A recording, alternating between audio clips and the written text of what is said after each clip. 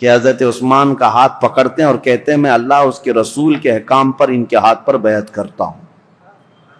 عبد الرحمن بن عوف رضی اللہ تعالیٰ عنہ کی بڑی عزت تھی، آپ نے جیسے ہی بیعت کیا سیکنڈ نمبر پر سب سے پہلے حضرت علی کرم اللہ وجہہ الکریم نے بیعت کیا، کہا کہ ہم حضرت عثمان ابن عفان کو خلیفہ برحق تسلیم کرتے ہیں۔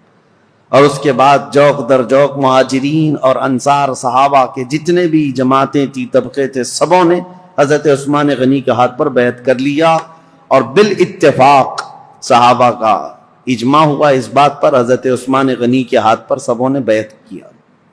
لیکن ایک مسئلہ تھا، حضرت عثمان غنی رضی اللہ تعالیٰ عنہ خلیفہ تو مقرر ہو گئے، اس خلیفہ کے انتخاب میں تقریباً 15 سے 20 دن کا عرصہ گزر گیا۔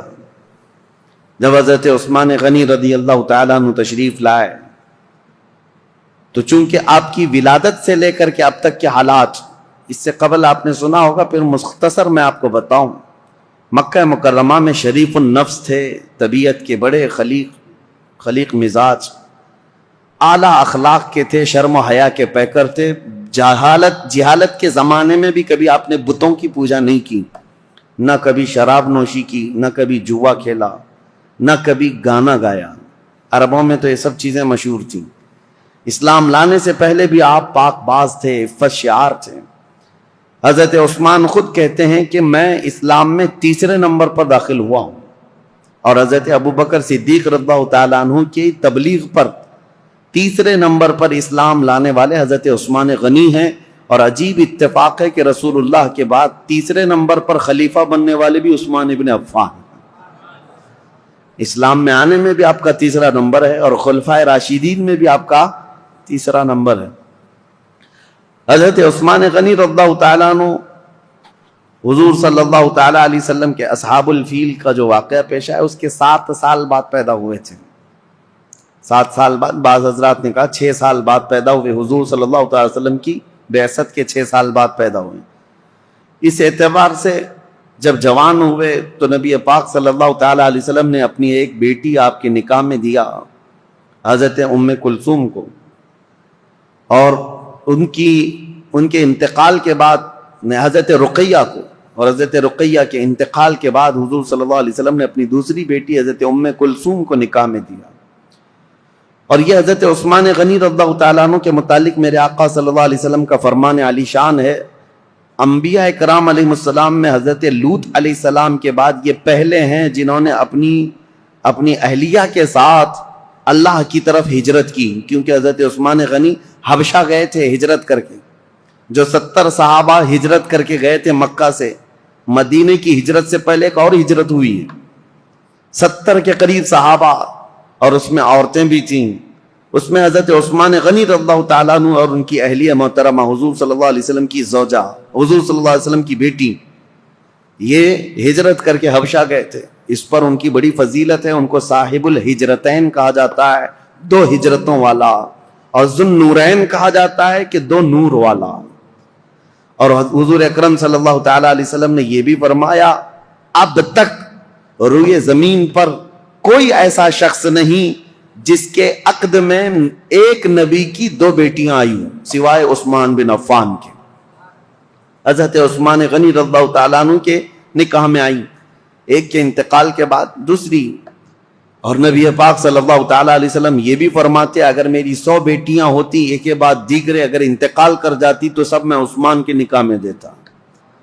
حضرت عثمان غنی کے متعلق میرے آقا یہ بھی فرماتے، یہ میرے دادا، میرے جد امجد حضرت ابراہیم علیہ السلام سے ملتے جلتے ہیں۔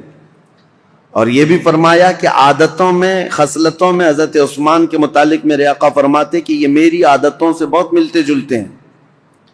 تو یہ رہے ان کے فضائل، یہ رہے ان کے اوصاف، ان کے کمالات، بلکہ ان کی فضیلتوں میں سب سے بڑی بات یہ ہے، میرے آقا صلی اللہ تعالیٰ علیہ وسلم کی خود عادت کریمہ تھی، جب عثمان غنی حجرے میں آتے یا رسول اللہ کے پاس آتے، نبی پاک صلی اللہ تعالیٰ علیہ وسلم اپنے کپڑے سیدھے فرما لیتے، اگر پنڈلیوں تک بھی تہبند آ جاتی حضور کی تو آپ سیدھا کر لیتے، اور جب حضرت عثمان آتے تو حضور صلی اللہ تعالیٰ علیہ وسلم سیدھے ہو کر بیٹھ گئے، یا اس طرح فرماتے تو صحابہ حضرت عائشہ نے خود پوچھا تھا کہ عثمان کے آنے پر آپ اس طرح کیوں کرتے ہیں؟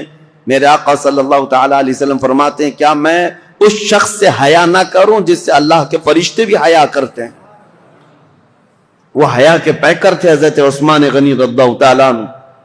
یہ ان کی فضیلت کے لیے سب سے بڑی بات ہے کہ اللہ کے فرشتے جس سے حیا کرتے ہوں وہ عثمان بن عفان.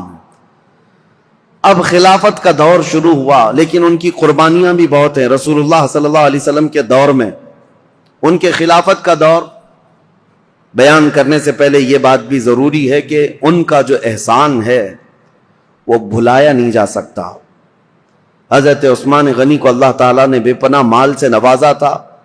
وہ تنہا خلیفہ ایسے ہیں جنہوں نے بیت المال سے پوری زندگی میں 1 روپیہ بھی خرچہ نہیں کیا اپنے لیے، ورنہ دوسرے خلفاء کا وظیفہ مقرر تھا. حضرت ابوبکر کا بھی تھا، حضرت عمر کا بھی تھا، تنخواہ مقرر تھی بیت المال سے. حضرت عثمان نے کوئی تنخواہ نہیں لی پوری زندگی بھر، بلکہ ان کا مال اتنا تھا کہ رسول پاک صلی اللہ تعالی علیہ وسلم جیش العسرہ کے وقت، ایک جنگ میں جانے کے وقت ترغیب دے رہے تھے مسلمانوں کو کہ کوئی مال اللہ کی راہ میں خرچ کرے. تب حضرت عثمان غنی آئے تھے اور کہا تھا میری طرف سے 100 اونٹ اور ساز و سامان کے ساتھ. حضور صلی اللہ علیہ وسلم نے دوبارہ ترغیب دیا تو حضرت عثمان پھر کھڑے ہوئے کہا میری طرف سے 200 اونٹ اور ساز و سامان. تیسری مرتبہ حضور نے فرمایا تو حضرت عثمان کھڑے ہوئے کہا 300 اونٹ میری طرف سے اور ساز و سامان. نبی پاک صلی اللہ تعالی علیہ وسلم کھڑے ہوئے اور پھر حضرت عثمان غنی 1000 دینار، 40 دینار پر زکوٰۃ واجب ہوتی ہے، 7.5 تولہ سونے کے برابر 40 دینار ہوتے ہیں. 1000 دینار حضرت عثمان غنی جھولیوں میں بھر کر رسول پاک صلی اللہ علیہ وسلم کے پاس لا کر نظر کر دیا. حضور صلی اللہ تعالی علیہ وسلم ان کے لائے ہوئے دینار کو الٹ پلٹ کرتے تھے اور منبر پر کھڑے ہو کر فرماتے آج کے بعد سے عثمان کو کوئی عمل نقصان نہیں دے سکتا، ان پر جنت واجب ہو چکی ہے. حضرت عثمان غنی کی یہ قربانیاں میرے عزیزو، یہ آسان لگتا ہے 100 اونٹ 200 اونٹ 300 اونٹ. اس زمانے میں بھی اونٹ کی قیمت جو ہے آج کی مشہور کار کے برابر تھی. اس وقت کی سواریاں ہیں، وہ جس کے پاس 1 اونٹ ہے یہ سمجھ لے کہ وہ بڑا امیر شخص ہوا کرتا تھا. اونٹ کی سواری مہنگی سواریوں میں سے ہوتی تھی اور 100 اونٹ نظر کر دینا، بلکہ 300 اونٹ ایک جنگ میں نظر کر دینا. ایک تاریخ داں ہیں، مورخ ہیں، انہوں نے اس زمانے کے کیلکولیشن کے اعتبار سے اس وقت کی جو بھی اماؤنٹ انہوں نے دی تھی حضرت عثمان غنی نے، اس کو کمپیئر کر کے بتایا ہے کہ اس دور میں حضرت عثمان غنی کا دیا ہوا دان، دیا ہوا صدقہ، قیمت اور اس کی مالیت اگر کمپیئر کی جائے تو اس زمانے کے 1 ارب 20 کروڑ روپیہ بنتے ہیں. 116 کروڑ یا 120 کروڑ کے برابر وہ رقم ہوتی ہے جو آپ نے ایک بار میں دیا ہے. کون ہے جو اتنی خطیر اتنی بڑی رقم میرے مصطفیٰ کریم صلی اللہ علیہ وسلم کے ایک فرمان پر لا کر نظر کر دے؟ حضرت عثمان غنی رضی اللہ تعالیٰ عنہ یہ وہ شخص ہیں کہ جب مدینہ طیبہ میں تشریف لائے تو مسلمانوں کے لیے میٹھے پانی کا ایک ہی کنواں تھا، وہ یہودی کے قبضے میں تھا اور وہ پیسوں سے بیچتا تھا. حضرت عثمان غنی رضی اللہ تعالیٰ عنہ نے حضور صلی اللہ علیہ وسلم کے اس فرمان پر کہ کون ہے جو یہ کنواں مسلمانوں کے لیے خریدے تو اس کے لیے جنت واجب ہے، یہ جنت کی نہر اس کے لیے، اپنے مال خاص سے اس کنویں کو خریدا حضرت عثمان غنی نے اور ہمیشہ کے لیے وقف کیا. بیر روما وہ کنواں آج بھی مدینے میں ہے اور پانی سے لبالب بھرا بھی ہے.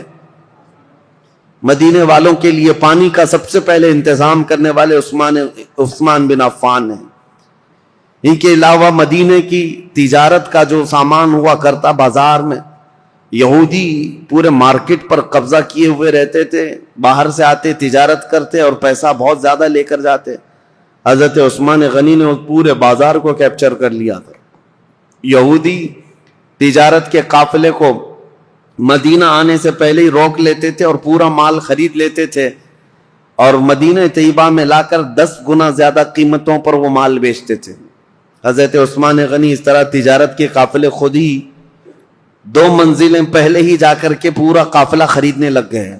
خرید کر کے مدینے آتے اور یہودی پوچھتے عثمان یہ مال ہمارے ہاتھ بیچ دو. حضرت عثمان نے پوچھا ایک بار کتنا تم بڑھا کر کے دو گے؟ یہودیوں نے کہا کہ جتنے میں آپ خریدا ہے اس کا ڈبل لے لو. آپ نے کہا نہیں اتنے کم فائدے میں نہیں بیچوں گا. یہودی نے کہا 2 گنا زیادہ یعنی ٹرپل 100 کا ہے تو 300 لے لو. حضرت عثمان نے کہا اتنا بھی نہیں. یہودی بڑھاتے گئے کہا 5 گنا زیادہ میں دے دو. حضرت عثمان نے کہا اتنے میں بھی نہیں بیچوں گا. یہاں تک کہ بات کرتے کرتے یہودیوں نے 10 گنا تک بڑھا دیا کہ اتنے میں مال بیچ دو. 100 میں خریدا ہے تو 1000 میں دے دو. اس سے زیادہ چیلنج کرتے ہیں ہم کہ تم سے یہ مال کوئی نہیں خرید سکے گا, نفع میں ہو بیچ دو. حضرت عثمان نے کہا نہ مجھے اس سے زیادہ نفع چاہیے, اگر خرید سکتے ہو تو بتاؤ. یہودی عاجز آ گئے, 10 گنا زیادہ میں خریدنے پر بھی وہ نہیں دے رہے ہیں. دوسرے دن سب جب چلے گئے کہا کہ ہم نہیں خریدیں گے تمہارے مال کو. حضرت عثمان غنی مدینہ طیبہ میں ایک میدان میں وہ پورا غلہ اناج اور قافلے کا تجارت کا سامان سب اتارتے ہیں. اہل مدینہ کو آواز دیتے ہیں جس کو جو ضرورت ہے جتنی ضرورت ہے وہ اس مال سے لے جا سکتا ہے. انفاق فی سبیل اللہ, جتنوں کو ضرورت تھی سبوں نے مال لے لیا. یہودی آئے اور پوچھا کہ کیا عثمان تم نے مال بیچ دیا؟ کہا ہاں. کتنے نفع میں؟ کہا میرے رب کے ہاتھ میں 70 گنا زیادہ نفع میں بیچ دیا. کیونکہ اللہ تعالیٰ نے فرمایا ہے کہ جو اللہ رب العزت کی راہ میں ایک خرچ کرے اللہ تعالیٰ اس کو 70 گنا زیادہ عطا کرتا ہے. میں نے بہت بڑا سودا کیا جو تمہاری حیثیت نہیں ہے دینے کی. یہ عثمان ابن عفان ہیں. اب آئیں, یہ خصائل اور یہ اوصاف حمیدہ ان کے سنانے بہت ضروری تھے. اس کی وجہ کیا ہے کہ بعد میں آنے والے حالات اس پر آپ کی نظر ہونی چاہیے کہ حضرت عثمان غنی کا تذکرہ ہو رہا ہے تو ایک عام آدمی کا ذکر نہیں ہو رہا ہے. ان کے اپنے کمالات ہیں, ان کی خصلتیں ہیں, ان کی بہت ساری ان کی اسپیشلٹی, یہ سب چیزیں معلوم ہونی چاہیے. اب آگے چلتے ہم دور عثمانی پر. حضرت عثمان غنی رضی اللہ تعالیٰ عنہ جیسے ہی خلافت کے منبر پر کھڑے ہوئے آپ کے لیے بڑے چیلنجز تھے. پہلا خطبہ آپ نے جو دیا وہ خطبہ یہ تھا کہ آپ نے اللہ اس کے رسول کے احکامات کی تعلیم اور تلقین کی اور اللہ سے ڈرایا لوگوں کو, اس کے بعد بول نہ سکے. کپ کپی آئی جسم میں اور کہا کہ اے لوگوں, کسی بھی آدمی کے لیے پہلی مرتبہ گھوڑے پر سوار ہونا بہت مشکل ہوتا ہے. پہلی مرتبہ گھوڑے پر سوار ہونا بہت مشکل ہوتا ہے اور وہ سواری نہیں کر پاتا. مجھے تم سبوں نے اس خلافت کے بوجھ پر یا خلافت کے تخت پر سوار کر دیا ہے. اور رہی بات خطبہ دینے کی, میرے پورے خاندان میں کوئی خطیب نہیں ہے. جیسی جیسی ذمہ داریاں آئیں گی میں خطبہ دے دوں گا. آج کے لیے اتنا ہی کافی ہے. اللہ کے فرائض پر عمل کرو, رسول اللہ کی سنتوں پر چلو. یہ کہہ کر کے آپ اتر آئے. اب دیکھیں چیلنجز کیا کیا تھے آپ کے زمانے میں جن سے آپ کو فیس کرنا تھا. سب سے پہلا دن تھا خلافت کا, تبھی آپ کے متعلق یہ بات آئی کہ حضرت عمر کے ایک بیٹے تھے عبید اللہ. حضرت عمر ابن خطاب فاروق اعظم کے بیٹے عبید اللہ. ہوا یہ تھا کہ حضرت عمر کو جس نے شہید کیا وہ ابو لولو فیروز مجوسی, وہ تو خود تلوار سے اپنے آپ کو مار کر مر گیا, خودکشی کیا. لیکن حضرت عبید اللہ کو یہ شک تھا کہ اس کے ساتھ اور بھی لوگ تھے, تو 2 لوگوں کو انہوں نے پکڑ لیا جو 2 باہر سے آئے ہوئے تھے, اور اس شک میں حضرت عبید اللہ نے وہ دونوں کو بھی قتل کر ڈالا کہ میرے باپ کے قاتل ہیں یہ. حضرت عمر کے قتل میں منصوبوں میں یہ شریک تھے, کیونکہ اس دن فجر کی نماز کی پہلی صف میں وہ 2 لوگ بھی موجود تھے. حضرت عبید اللہ نے قتل کر دیا دونوں. لیکن یہ مقدمہ حضرت عثمان کے پاس آیا کہ عبید اللہ نے جن کو قتل کیا وہ صرف شک کی بنیاد پر, حضرت عمر کے وہ قاتل نہیں ہیں. اب وہ دونوں کے خاندان کے لوگ بھی موجود تھے. سبوں نے کہا ان کا حضرت عمر کے قتل سے کوئی لینا دینا نہیں, لیکن ان کو عمر بن خطاب کے بیٹے نے قتل کر دیا ہے. حضرت عثمان نے ان کو طلب کیا عبید اللہ کو. وہ حضرت عبید اللہ کو کھڑا کیا گیا, فیصلہ کیا کرنا ہے. صحابہ اکرام سے آپ مشورہ لیتے رہے کہ ان کے متعلق کیا کیا جائے. انہوں نے 2 لوگوں کا قتل کیا ہے. تو صحابہ نے کہا قتل کا قصاص قتل ہے, قصاص لینا ہوگا. 2 کو انہوں نے مارا ہے, بدلے میں ان کو جان دینی پڑے گی. حضرت عثمان غنی نے کہا دیکھو وہ دونوں خاندان کے لوگ جن کے 2 مرد تم نے قتل کیے, اس کے بدلے میں اب تمہارا قتل ہوگا. لیکن کچھ صحابہ آئے اور کہا عثمان ابن عفان سے, کہا یہ کیسی بات ہے کہ ابھی ابھی خلیفہ برحق عمر ابن خطاب کا انتقال ہوا, ان کے گھر والوں کے لیے بڑا صدمہ ہے کہ وہ بھی قتل ہوئے ہیں, شہید ہوئے ہیں, اور آج ہم ان کے بیٹے کو قتل کر رہے ہیں قصاص میں. حضرت عثمان طبیعت کے بڑے نرم مزاج ہیں, پہلے خلیفہ سے بالکل برعکس, یعنی حضرت عمر کے سے مزاج میں ان کا مزاج زمین آسمان کا فرق ہے. حضرت عثمان غنی رضی اللہ تعالیٰ عنہ نے وہ دونوں مقتول جو تھے, قتل ہوئے تھے, ان کے خاندان والوں سے کہا کہ اگر تم بدلے میں قصاص میں جان کے بدلے کوئی اور چیز طلب کرنا چاہو تو بتاؤ. انہوں نے کہا ہمیں مال کی ضرورت ہے. حضرت عثمان نے جتنا انہوں نے طلب کیا تھا اس کا 10 گنا بڑھا کر کے اپنے جیب خاص سے وہ دونوں کے قتل کی دیت عطا کر دی. خون بہا اس کو کہا جاتا تھا, اور قتل کے بدلے میں یہ فدیہ دے کر کے ان کو آزاد کر, ان کو رخصت کر دیا. اس طرح حضرت عبید اللہ بن عمر کو بھی انہوں نے بچا لیا. یہ پہلا مقدمہ تھا جو حضرت عثمان ابن عفان کی خلافت کے دور میں پیش آیا. لیکن اس مقدمے کا چرچا سب جگہ پھیلا کہ آپ کا یہ عدل تھا کہ حضرت عثمان غنی رضی اللہ تعالیٰ عنہ نے مقتولین کے گھر بھی بھاری بھرکم معاوضہ پہنچایا اور حضرت عمر ابن خطاب کے گھرانے کو بھی بچا لیا. یہ حالات زیادہ دن تک نہیں چلے. بہرحال اب مجھے یہ بتانا ضروری ہے کہ حضرت عثمان ابن عفان رضی اللہ تعالیٰ عنہ طبیعت کے نرم مزاج تھے.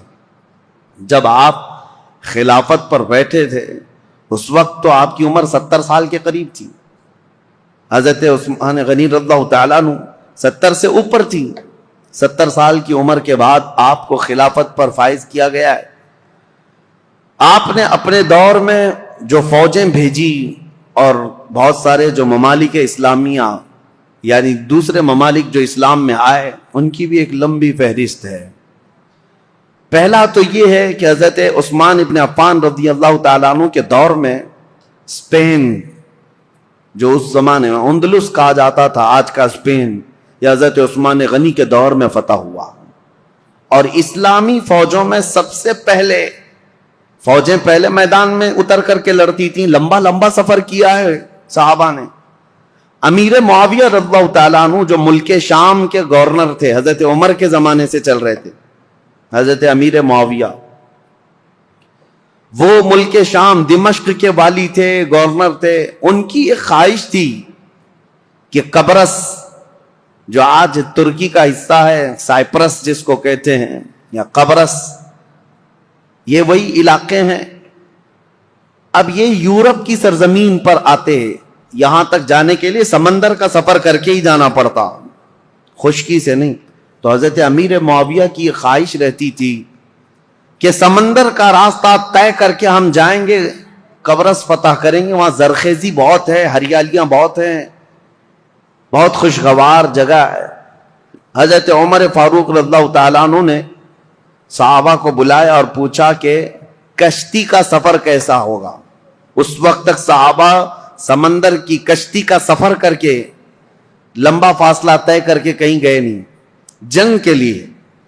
تو حضرت عمر نے جب یہ مشورہ لیا تو جس صحابی نے کشتی کی پوری ڈیٹیل بتائی وہ ایسی تھی کہ ایک بہت بڑا جانور ہے, کشتی کے بارے میں ایک بہت بڑا جانور ہے اور اس پر بیٹھنے والے کیڑوں کی طرح ہے, اور یہ لکڑا اگر پلٹ گیا تو سب غرق ہو جائیں گے, اور چلتا رہا تو سب لوگ چمکتے رہیں گے. اس طرح کشتی کے بارے میں انہوں نے بتایا. کشتی کا سفر فائدہ کم ہے, نقصان بہت زیادہ ہے. حضرت عمر رضی اللہ تعالیٰ عنہ نے فوراً ہی کہا تھا میں مسلمانوں میں سے کسی بھی جماعت کو ایسے سخت سفر پر روانہ کرنے کے لیے بالکل منظوری نہیں دے سکتا. تو حضرت عمر کے پورے دور میں سمندر کے سفر پر صحابہ کو کبھی بھیجا نہیں گیا تھا، جبکہ حضرت امیر معاویہ کی بڑی خواہش تھی کہ سمندر کا سفر طے کر کے جائیں گے اور اس علاقے کو بھی فتح کر کے دائرہ اسلام میں داخل کریں گے۔ ان کو اجازت کبھی نہیں ملی۔ اب حضرت عثمان کا دور آیا تو چونکہ حضرت امیر معاویہ حضرت عثمان غنی رضی اللہ تعالیٰ عنہ کے رشتہ داروں میں سے بھی ہیں، اور ایک بڑا الزام حضرت عثمان غنی پر یہی ہے کہ وہ رشتہ داروں کا بہت خیال کرتے تھے اور ان کو بہت زیادہ نوازتے تھے۔ یہ بات حقیقت ہے کہ حضرت عثمان غنی اپنے رشتہ داروں کے لیے بہت نرمی رکھتے اور اپنے مال سے بہت زیادہ ان کی مدد کیا کرتے تھے، لیکن ان رشتہ داروں میں کچھ تو نااہل بھی نکلے، کچھ نااہل بھی نکلے۔ بہرحال حضرت عثمان غنی رضی اللہ تعالیٰ عنہ نے حضرت امیر معاویہ کی اس درخواست کو منظور کر لیا کہ کشتی کا سفر کر کے یہ قبرص جائیں گے، ترکی کا سفر۔ یہ سب سے پہلے مسلمانوں کی جماعت ہے جو کشتی میں سوار ہو کر کے جا رہی ہے، لیکن ساتھ میں حضرت عثمان نے یہ پابندی لگائی تھی کہ کسی بھی مسلمان کو زور زبردستی جہاد میں شریک نہیں کیا جائے گا، جس کی مرضی ہوگی وہ امیر معاویہ کی عمارت میں ان کی سپہ سالاری میں جا سکتا ہے۔ تو کسی کے اوپر بھی سختی کے ساتھ یہ حکم نہیں لگایا گیا۔ حضرت امیر معاویہ نے اعلان کیا، جتنے مسلمان ساتھ ہوئے گئے، لیکن قبرص کے علاقے کے لوگ، سائپرس کے لوگ ٹھنڈے مزاج کے لوگ تھے، وہ جنگ اور جدال کو پسند کرنے والے لوگ نہیں تھے۔ انہوں نے بغیر جنگ کے اپنا سارا علاقہ حضرت امیر معاویہ کے حوالے کر دیا۔ قبرص، سائپرس، یہ ترکی کے جو علاقے ہیں یہ فتح ہوئے اور وہاں پرچم اسلام لہرانے لگا، اور اس زمانے سے لے کر آج تک پرچم اسلام لہرا رہا ہے۔ سمندر کے باہر اسلامی فوجیں جو پہنچیں، سمندر کو کراس کر کے، یہ حضرت عثمان غنی کے دور میں ہوا۔ اب یہاں سے قبرص پر جیسے ہی مسلمان آئے، اس کے بعد پھر کوئی علاقہ بچا نہیں، وہاں سے طبرستان، پھر اس کے بعد جرجان، رشیا میں پہنچ گئے۔ رشیا کے وہ علاقے جو آج ازبکستان وغیرہ کہے جاتے ہیں، اس زمانے میں یہ سمرقند، بخارا، نیشاپور کے نام سے تھے۔ اب مسلمان فوجیں وہاں تک بھی پہنچ گئیں، سمرقند، بخارا، نیشاپور، یہ سب علاقے فتح ہوتے ہوتے رشیا جو آج کے دور کا رشیا ہے، اس کے بیچوں بیچ مسلمان پہنچ چکے تھے دور عثمان ابن عفان میں۔ میرے عزیزو، مجھے عجیب حیرت ہوتی ہے پڑھ کر کے، مسلمانوں کی کوئی سرحد نہیں تھی، وہ نکلتے چلے جاتے تھے، صحراؤں کو عبور کیا، جنگلوں کو پار کیا، سمندروں کو، سب چیزیں انہوں نے پھلانگ دیں اور اسلام کو کہاں سے کہاں لے آئے۔ ایک خطہ یہ تھا جو یورپ کی سرزمین پر گئے، ایک خطہ ایشیائے کوچک یا پھر رشیا کی طرف جس کو کہیں، اس طرف نکلا صحابہ کا۔ اب تیسرا ایک طبقہ ہے صحابہ کا جو بہت اہم کردار ادا کیا حضرت عثمان غنی کے زمانے میں۔ حضرت عثمان ابن عفان رضی اللہ تعالیٰ عنہ کے زمانے میں ایک صحابی ہیں حضرت عبداللہ بن عبید، ان کو سپہ سالاری تھی اور یہ اپنی جماعت لے کر کے سب سے پہلے سارے علاقے پھلانتے ہوئے، عبداللہ بن ابی سرح جو مصر میں آئے تھے، یہاں سے انہوں نے سب سے پہلے جو داخلہ کیا وہ افریقہ کے جنگلات میں اور بربر قوم کے سامنے اسلام کو لے کر پہنچ گئے۔ اب وہ تاریخ اگر میں آپ کو بتاؤں، بربر قوم کون ہے؟ بربر یہ لفظ ہی مشہور ہو گیا، جب کبھی کوئی بہت زیادہ سختی کرتا ہے تو اس کو کہتے ہیں ظلم و بربریت۔ ظلم اور بربریت یہ لفظ جو ہے نا مترادف ہے، ہم معنی ہے، ایک ہی معنی کا ہے۔ یہ جنگلوں میں رہنے والی ایک ایسی قوم جو کپڑے بھی نہیں پہنتی تھی اور انسان خور، آدم خور، انسانوں کا گوشت بھی کھا جانے والی قوم، اور ان کی زبان نہیں، نہ ادھر کبھی انسانوں میں ان کا آنا جانا ہے، وہ جنگلات میں رہنے والی قوم، اور ذرا برابر ان کے دل میں رحم نہیں، جس چیز کو دیکھیں مار ڈالیں، بہت سختی کے ساتھ مار ڈالیں، اور نہ ہی کوئی تہذیب، کوئی سلیقہ، نہ کوئی اخلاق۔ عام سی زندگی گزارتے، جانوروں کی طرح رہتے، بلکہ ان کے ہاں مردوں اور عورتوں کا اختلاط ایسے ہی ہوتا تھا جیسے جانوروں کا ہوتا ہے۔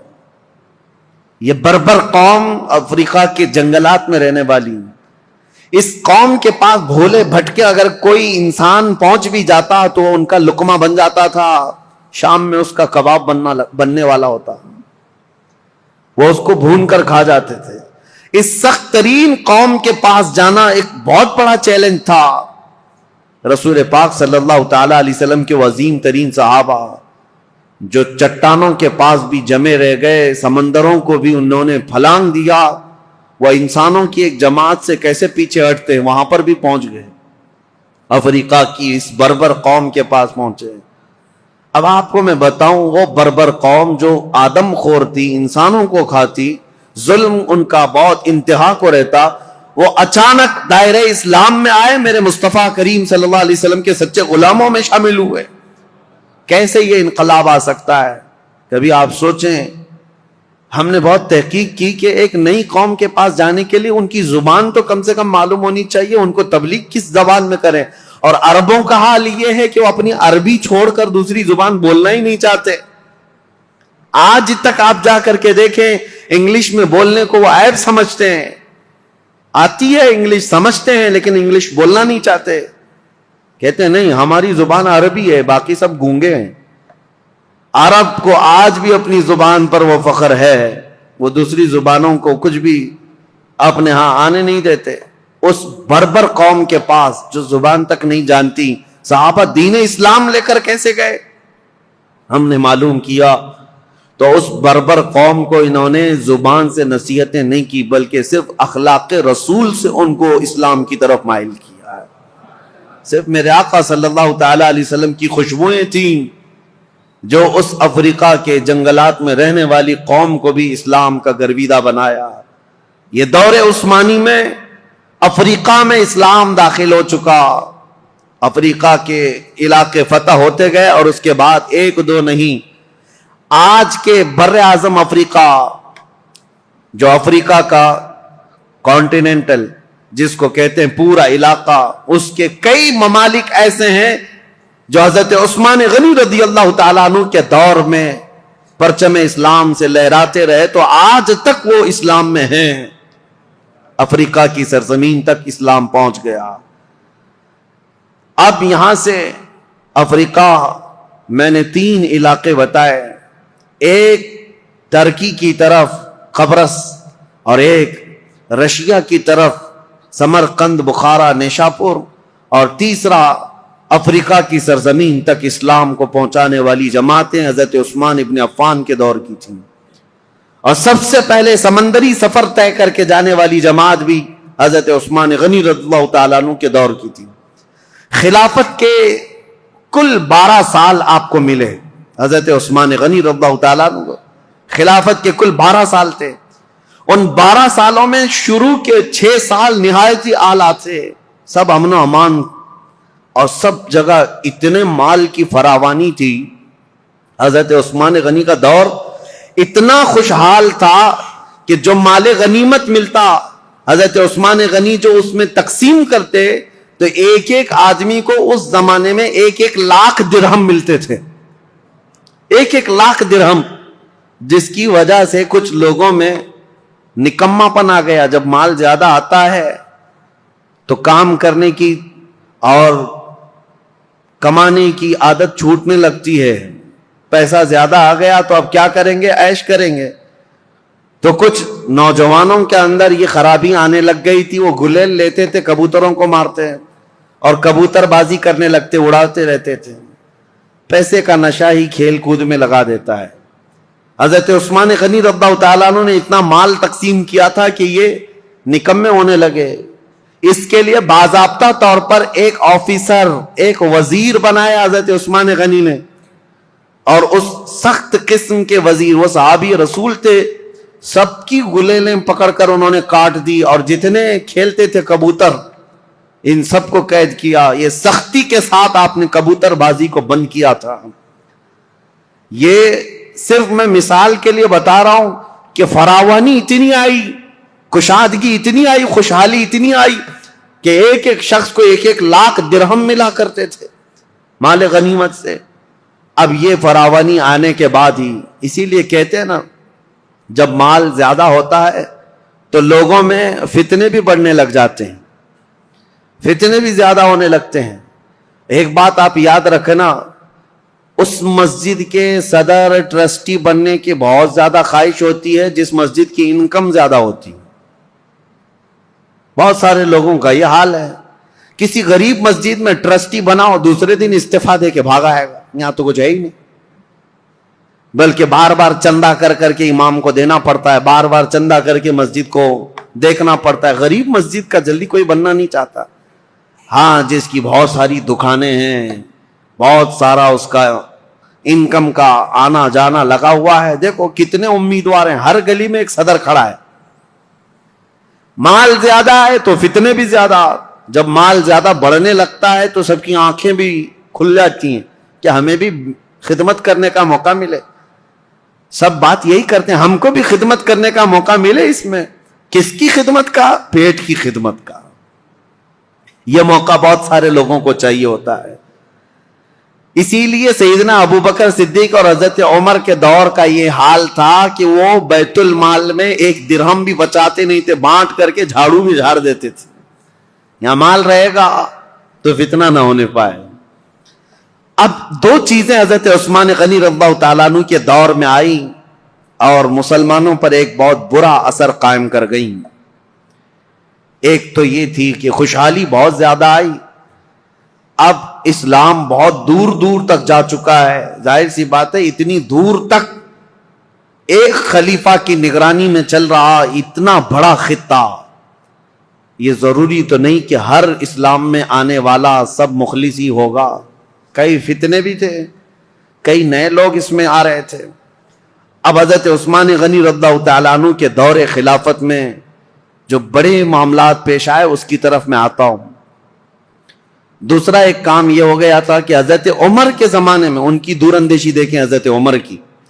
حضرت عمر نے ایک پابندی لگائی تھی, جو بڑے بڑے صحابہ تھے قریش خاندان کے, ان سب کو پابندی لگا رکھی تھی حضرت عمر نے کہ کوئی بھی مدینے کے باہر جائے گا نہیں. کیوں جانتے ہیں؟ میں پڑھ کر کے حیرت میں تھا کہ حضرت عمر نے یہ پابندی کیوں لگائی تھی. شہزادوں کو بھی پابندی تھی, بڑے صحابہ کو بھی پابندی تھی کہ باہر جائیں گے تو نئے نئے علاقے ہیں, اور رسول اللہ صلی اللہ علیہ وسلم کی رشتہ داری کا اعزاز لے کر یہ سب سر آنکھوں پر بٹھائیں گے اور ان کو اتنا چڑھائیں گے کہ خلیفہ کے خلاف بھڑکا بھی دیں گے, آپ ہی خلیفہ بن جائیں. ہر علاقے کا ایک پیر صاحب ہو جائے گا. حضرت عمر فاروق نے سب کو مدینے سے باہر جانے پر پابندی لگائی تھی کہ کوئی باہر نہیں جائیں گے. یہ ان کی دور اندیشی تھی. یہ نہیں ہے کہ مسلمانوں کا ایک خلیفہ پر متفق ہونا بہت ضروری ہے, ورنہ سب کا سب نظام درہم برہم ہو سکتا ہے. لیکن حضرت عثمان غنی نے یہ پابندی ہٹا دی تھی. اب ہوا یہ کہ جو بھی صحابی قریش خاندان سے باہر جاتے تھے, جو نئے علاقے اسلام میں آئے تھے, وہ جوک در جوک انہیں دیکھنے کے لیے آتے تھے. یہ رسول اللہ کے خاندان کے ہیں, یہ رسول پاک صلی اللہ تعالی علیہ وسلم کے اہل بیت میں سے ہیں, قریش سے ہیں, اور سب ان کے پاس جمع ہوتے. وہی جو دور اندیشی حضرت عمر کے زمانے میں تھی, حضرت عثمان غنی نے یہ سب چیزیں ہٹائی, اور اس کے بعد سب یہ چیزیں پھیلنے لگیں. صحابہ جو مدینے میں رہنے والے تھے وہ باہر جانے لگے, تو صحابہ کے دلوں میں اگرچہ بات نہیں آئی, لیکن کچھ نہ کچھ جماعتیں بننی شروع ہو گئیں الگ الگ خیالات کے. حضرت عثمان غنی رضی اللہ تعالیٰ عنہ کے دور میں کچھ چیزیں ایسی آئیں جس کو آج تک یہودی اور عیسائی انگلی اٹھاتے ہیں ان کی خلافت کے دور کے متعلق. ان کو کہتے ہیں وہ کمزور خلیفہ تھے. نہیں, وہ بہت مضبوط خلیفہ تھے, لیکن مزاج کے بڑے نرم تھے, مزاج کے بڑے نرم تھے. 6 سال آپ کی خلافت کے گزرے تھے, اس کے بعد کچھ ایسے معاملات پیش آئے کہ کچھ صحابہ جو کچھ علاقے کے گورنر تھے, حضرت عثمان غنی نے ان کو معزول کر دیا. جیسے حضرت ابو ذر غفاری ملک شام میں کچھ علاقے کے گورنر تھے, آپ نے خط لکھ کر ان کو معزول کر دیا. حضرت عبداللہ بن مسعود بڑے صحابی ہیں، فقیہ صحابی، ان کو حضرت عثمان غنی نے معزول کر دیا. اور ان کے علاوہ حضرت ابو موسیٰ اشعری، حضرت مغیرہ بن شعبہ کوفہ کے والی تھے، ان کو آپ نے وہاں سے معزول کر دیا. یہ کبار صحابہ، بڑے بڑے صحابہ تھے. حضرت عثمان غنی نے جیسے ان کو معزول کیا، لوگوں میں ایک الگ سی بات پھیلنے لگ گئی. حضرت عثمان غنی کے متعلق لوگوں میں یہ توہمات پھیلنے لگ گئے کہ کبار صحابہ، اکابر صحابہ کو انہوں نے ہٹا دیا. اور اتفاق ایسا تھا ان صحابہ کی جگہ پر جن کو نیا گورنر بنایا گیا تھا وہ کہیں نہ کہیں سے حضرت عثمان غنی کے رشتہ دار ہو جاتے. تو یہ الزام آپ کے اوپر تھا کہ آپ نے اکابر صحابہ کو ہٹا کر اپنے گھر والوں کو سب جگہ بٹھایا. حالانکہ یہ الزام نہایت غلط ہے. حضرت عثمان غنی نے جس کو بٹھایا اس جگہ کا جو اہل تھا یا لائق تھا اسی کو بٹھایا. اور کئی لوگوں کو جو آپ نے، عبداللہ بن ابی سرح، حضرت عمرو بن عاص جنہوں نے پورا مصر فتح کیا ہے، ان کو بھی معزول کر دیا تھا حضرت عثمان نے. یہ سوال آپ سے کیا بھی گیا ہے کہ اتنے بڑے بڑے جگہوں پر آپ نے معزول کر دیا، حالات بدل جائیں گے، کیا ہوگا؟ ہر ایک کا جواب تھا، ہر ایک کا جواب تھا. اگر میں بتاؤں، حضرت مغیرہ بن شعبہ جو کوفہ کے گورنر تھے ان کو اس لیے ہٹایا کہ حضرت عمر نے انتقال سے پہلے ہی وصیت کر دیا تھا کہ میرے بعد جو آئے مغیرہ بن شعبہ کو کوفہ کے گورنر سے برخاست کر دیا جائے. وہ حضرت عمر کی وصیت تھی. اور حضرت عبداللہ بن مسعود نہایت عمر دراز ہو چکے تھے، بوڑھے ہو چکے تھے. تو حضرت عثمان نے ان کے بڑھاپے کی وجہ سے کہ کام کاج میں دقت آئے گی معزول کیا. حضرت ابو ذر غفاری ایک ایسے صحابی ہیں کہ ان کا تو حال ایسا تھا کہ وہ کمانے ہی کے لیے کسی کو نہیں کہتے تھے، مال جمع کرنے کے قائل ہی نہیں تھے. اور بار بار لوگوں میں واز یہی کرتے تھے، جو بھی مال کماتا اس کی وعید میں لمبا آواز کرتے، بیان کرتے. حضرت امیر معاویہ ملک شام میں تھے، وہاں سے خط لکھا حضرت عثمان غنی کو کہ یہ ابو ذر غفاری جتنے بھی خطبے دیتے ہیں، واز کرتے ہیں، اس سے تو کوئی آدمی کمانے جانا ہی نہیں چاہتا ہے. اتنی مذمت کرتے ہیں اور خود کچھ بھی نہیں لیتے، پیبند لگے کپڑے اس میں کانٹے لگا کر پہنتے ہیں. نہایت سادگی والے تھے، دنیا چاہیے ہی نہیں تھی. تو حضرت امیر معاویہ نے کہا لوگ اگر نہ کمائیں اور اس طرح اپنے معاش کی طرف فکر نہ کریں تو ہم دولت اسلام کو کیسے چلائیں، سلطنت اسلام کو. حضرت امیر معاویہ کا خط آیا تو حضرت عثمان غنی نے حضرت ابو ذر غفاری کو، جس علاقے کے وہ گورنر تھے، معزول کر کے کہا آپ میرے پاس مدینے آ جائیں، میرے ساتھ رہیے. آپ ایسا نہیں ہے کہ ان کو دشمنی میں معزول کیا. اور حضرت ابو ذر غفاری کو معزول کر کے اپنے پاس بلایا تو ایسا نہیں ہے کہ ان کے ساتھ بدسلوکی کی گئی، بلکہ حضرت ابو ذر غفاری کو حضرت عثمان نے کہا جب تک آپ مدینے میں رہیں گے آپ کی کفالت میرے ذمہ ہے، جتنا خرچہ جو کچھ بھی لگتا رہے گا وہ آپ میرے سے لیں گے.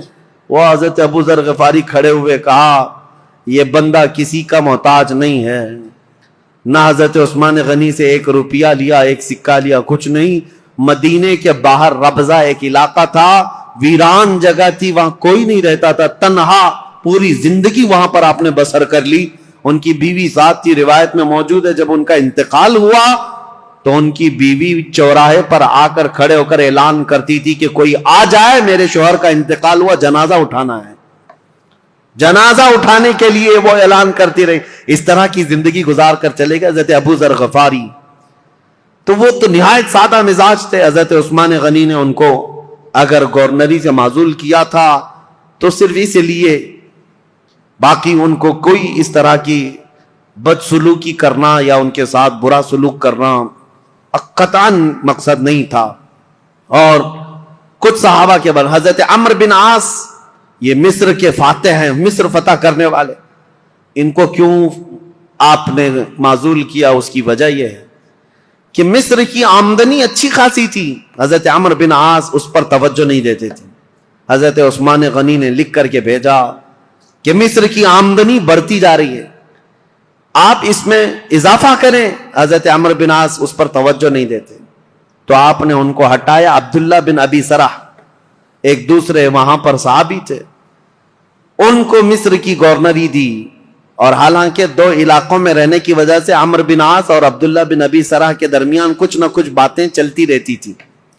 لوگ یہ کہتے تھے کہ دونوں کی بنتی نہیں, کچھ معاملات رہے ہوں گے. تو عبداللہ بن ابی سرح کو حضرت عثمان غنی نے مصر کا والی گورنر بنایا. انہوں نے 1 سال میں پورے مصر کی آمدنی کو ڈبل کر کے دکھایا. تو حضرت عثمان غنی کا فیصلہ برحق تھا. اس میں کسی کے بھی ساتھ حضرت عثمان غنی نے ناانصافی نہیں کی, لیکن دشمنان اسلام یہ لسٹ لے کر کے گھومتے ہیں کہ یہ بڑے بڑے صحابہ کو انہوں نے معزول کر دیا اور ان کی جگہ پر اپنے رشتہ داروں کو بٹھایا. حالانکہ عبداللہ بن ابی سرح جن کو گورنر بنایا تھا مصر کا, یہ حضرت عثمان غنی کا رشتہ دار تھے, لیکن چند سال نہیں گزرے ہوں گے حضرت عثمان نے ان کو بھی گورنری سے ہٹایا. یہ معاملات پیش آتے رہے. اب ایک فتنہ جنم لیتا ہے. اب میں آپ کو بتاؤں تاریخ کی وہ سچائیاں, بلکہ وہ کڑوی حقیقت جس سے آج تک پوری دنیا جوجھ رہی ہے مسلمانوں کی. آج تک پوری کائنات میں جتنے بھی مسلمان ہیں, یہ فرقے جو پیدا ہوئے, اس کی بنیاد کہاں سے شروع ہوئی؟ کس نے یہ بیج بویا تھا مسلمانوں کے بیچ؟ یہ فرقے کیسے پیدا ہو گئے؟ اتنی جماعتیں کیسے ہو گئی؟ یہ تاریخ آج سننا آپ کے لیے بہت ضروری ہے. حضرت عثمان غنی کے دور میں جو لوگ اسلام میں آئے تھے, میں کہہ رہا ہوں کہ یہ ضروری نہیں کہ سب کے سب مخلص اخلاص کے ساتھ آئے ہوں. کچھ تو ایسے ہی در پردہ تھے, منافقین بھی تھے. جب رسول اللہ کے زمانے میں تھے تو ان کے زمانے میں کیوں نہیں؟ ایک شخص ایسا ہے ایران کا رہنے والا. ایرانی لوگوں کو اس زمانے میں سخت خلش تھی عربوں سے. میں نے بتایا عربوں کی دشمنی تھی ان کے ساتھ. جب کسرا کی حکومت چلتی تھی تو ایرانیوں کی عربوں سے نہیں جمتی تھی, برسوں کی دشمنی ہے. عرب کا کوئی شخص ایران میں آ بھی جاتا تو اس کے کندھے کاٹ جاتے تھے. یہ بادشاہ, ایک کا نام ہی ذوالأکتاف تھا جو کندھے کاٹنے میں مشہور تھا عربوں کے. اور ایرانی اگر عربوں کے پاس آتے تو ایسا نہیں ہے کہ عرب انہیں چھوڑ دیتے تھے, عرب بھی جو ہے ان کے ساتھ بھرپور مقابلہ کرتے تھے. تو یہ دشمنی کے بعد جب اسلام آ گیا تو ظاہر سی بات ہے ایران میں اب مسلمان تھے, لیکن وہ عربوں کی حکومت کے نیچے تھے. حکومت کون کر رہا تھا ان کے اوپر؟ عرب کر رہے تھے. اور اسی ایران کے رہنے والے ایک باشندے کی بات تاریخ میں نے اس سے قبل بھی بیان کیا, لیکن آج بھی نوجوانوں بہت توجہ سے سننا اور تاریخ کا یہ نام ہمیشہ یاد رکھ لینا. عبداللہ بن سبا, ایک یہودی شخص, یہودی بھی اسلام میں آئے ہیں, عیسائی بھی آئے. یہودی تھا, یہ اسلام لایا. عبداللہ بن سبا, یاد رکھو عبداللہ بن سبا, یہ اسلام لایا. اور اسلام لانے کے بعد یہ مسلمانوں کی جماعت میں آیا, لیکن پکا مسلمان نہیں تھا, یہ یہودی ہی تھا. اس نے دیکھا کہ ان عربوں کی حکومت پوری دنیا میں پھیلتی جا رہی ہے. انہوں نے ایران کو فتح کر لیا, شام کو فتح کر لیا, روم کو فتح کر لیا. دل کے اندر جو کڑن تھی اور اس کا بدلہ لینے کے لیے ہمیشہ اس بات کے اندر انتظار میں رہتا تھا کہ کوئی کمی ان کی نظر آ جائے جس کو لے کر کے مسلمانوں میں ہم جماعتیں بنا دیں. تو عبداللہ بن سبا یہ وہ پہلا شخص ہے جو اسلام میں فتنہ انگیزی شروع کرنے کے لیے کیا کیا, حضرت عثمان غنی کی کمیاں گنانا شروع کیا جماعتوں میں جا جا کر کے. اس کی فتنہ انگیزیاں جب بصرہ میں پہنچی, بصرہ ایک شہر ہے عراق کا, تو حضرت مغیرہ بن شعبہ وہاں پر موجود تھے. تو انہوں نے اس کو شہر بدر کر دیا, وہاں سے نکال کر بھیج دیا. وہ کوفہ آیا, کوفہ کے جو والی تھے ان کو بھی سعید بن عاص, ان کو جب خبر ملی تو کوفہ سے بھی اس کو بھگا دیا گیا. عبداللہ بن سبا اب مصر پہنچا. مصر آنے کے بعد مصر کے نئے جو لوگ اسلام میں آئے تھے ان کے دلوں میں یہ بات ڈالنا شروع کیا کہ عثمان جو ہے ایک کمزور خلیفہ ہیں اور صرف رشتہ داروں کا خیال کرتے ہیں. اپنے رشتہ داروں کے لیے وہ بہت زیادہ پیسہ بھی دے دیتے ہیں, نذرانے بھی دیتے ہیں, جبکہ حضرت عثمان غنی اپنے رشتہ داروں کو جو مال دیتے تھے وہ بیت المال سے نہیں, وہ اپنے جیب خاص سے دیتے تھے. ان کا مال ہی اتنا تھا, وہ دیتے تھے, نوازتے تھے. اب میں آپ کو بتاؤں عبداللہ بن سبا کا یہ فتنہ اثر کرنے لگ گیا لوگوں میں, مسلمانوں میں یہ بات آنے لگ گئی اپنے خلیفہ کے متعلق. اب انقلاب انقلاب نام سے کچھ نعرے شروع ہو گئے. کہاں پر؟ کوفہ میں انقلاب کے نام سے نعرے شروع ہوئے. حضرت سعید بن عاص ایک صحابی ہیں، وہ کوفہ کے گورنر تھے. انہوں نے دیکھا یہ کوفہ میں کیا ہو رہا ہے، لوگ روزانہ جیسے یہ پلے کارڈ لے کر کے اتر جاتے ہیں. اس زمانے میں وہ احتجاج کرتے رہتے تھے کہ ہم کو ایک نئی چیز چاہیے، تبدیلی چاہیے، انقلاب چاہیے. تو سعید بن عاص نے حضرت عثمان کو یہ لکھ کر بھیجا، کوفہ والے شاید مجھے پسند نہیں کرتے ہیں، یہ ابو موسیٰ اشعری کو پسند کرتے ہیں. تو حضرت عثمان غنی نے ان کو معزول کر دیا. سعید بن عاص کو کہا کہ تم اتر جاؤ، کوفہ والوں کی پسند کے مطابق ابو موسیٰ اشعری کو گورنر بناؤ. گورنر تو بنایا، لیکن کوفہ والوں کی وہ خواہش نہیں تھی. ابو موسیٰ اشعری بھی گورنر بنے، لیکن فتنہ ٹھنڈا نہیں ہوا. انقلاب انقلاب، کیونکہ یہودیوں کا ڈالا ہوا بیج تھا. انہیں پورے خلافت کو ہلانا تھا. خلافت کے نظام کی دشمن قوم اس دور میں بھی سب سے بڑی کوئی دشمن قوم ہے تو یہودی قوم ہے. میں آپ کو بتاؤں، مولانا محمد علی جوہر، مولانا شوکت علی، یہ آزادی کے موقع کے جو مشہور نام ہے، آپ کو پتا ہوگا. ان کی کتاب میں ایک بات انہوں نے لکھی ہے، وہ خلافت جب ختم ہو رہی تھی، ترکی کی خلافت عثمانیہ اگرچہ نام سے خلافت قائم رہی، اور جب وہ ختم ہو رہی تھی تو یہ بیچارے دوڑ رہے تھے، بھاگ رہے تھے کہ نہیں، خلافت کو قائم کرنا ہے کسی نہ کسی کو. اور خلافت کمیٹیاں ہندوستان میں بھی بنائی تھی. بھائی کلہ میں آج بھی موجود ہے خلافت ہاؤس، یہ اس دور کا بنا ہوا ہے. اور آج بھی میلاد شریف کا جلوس جو ہے وہ خلافت ہاؤس سے نکلتا ہے. ممبئی والوں کو پتا ہے نہیں پتا معلوم نہیں. خلافت ہاؤس آج بھی ہے بھائی کلہ میں.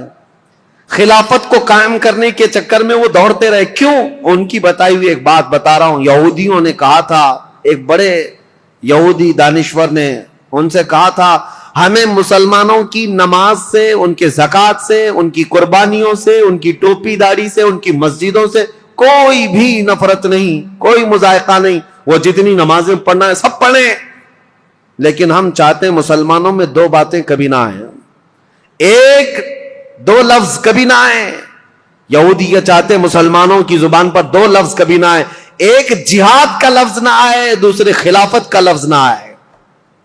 پوری دنیا سے انہوں نے یہ دو ناموں کو مٹانے کے لیے ایڑی چوٹی کا زور لگایا. یہودی آج سے نہیں، عبداللہ بن سبا کے زمانے سے. عبداللہ بن سبا یہ وہ فتنہ ہے جو خلافت کو ہلانے کے لیے آیا تھا. پوری خلافت کو وہ مدینہ طیبہ کی ترہم برہم کرنا چاہتا تھا. اس کے لیے وہ فیلڈ بنانا شروع کیا. اور آپ کو پتا ہے اسی طرح کا یہودی تھا لارنس آف عربیہ جس کو کہتے ہیں، جس نے خلافت عثمانیہ کو ہمیشہ کے لیے اس دنیا سے ختم کیا ہے.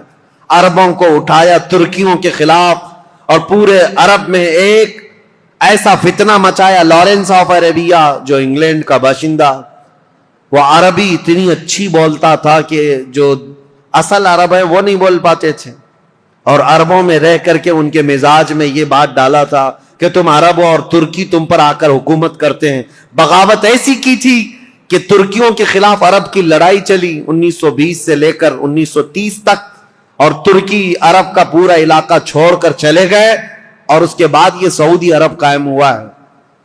سعودی نام ہی نہیں تھا، عرب شریف ہے. حجاز تھا، نجد تھا، اور اصل عرب یمن کہلایا جاتا تھا. سب ڈیوائیڈ ہو گئے، ترکی چلے گئے. اس ڈیوائیڈیشن میں بھی سب سے بڑا رول یہودیوں کا تھا. اور یہ یہودی فتنہ حضرت عثمان غنی کے زمانے میں شروع ہوا ہے.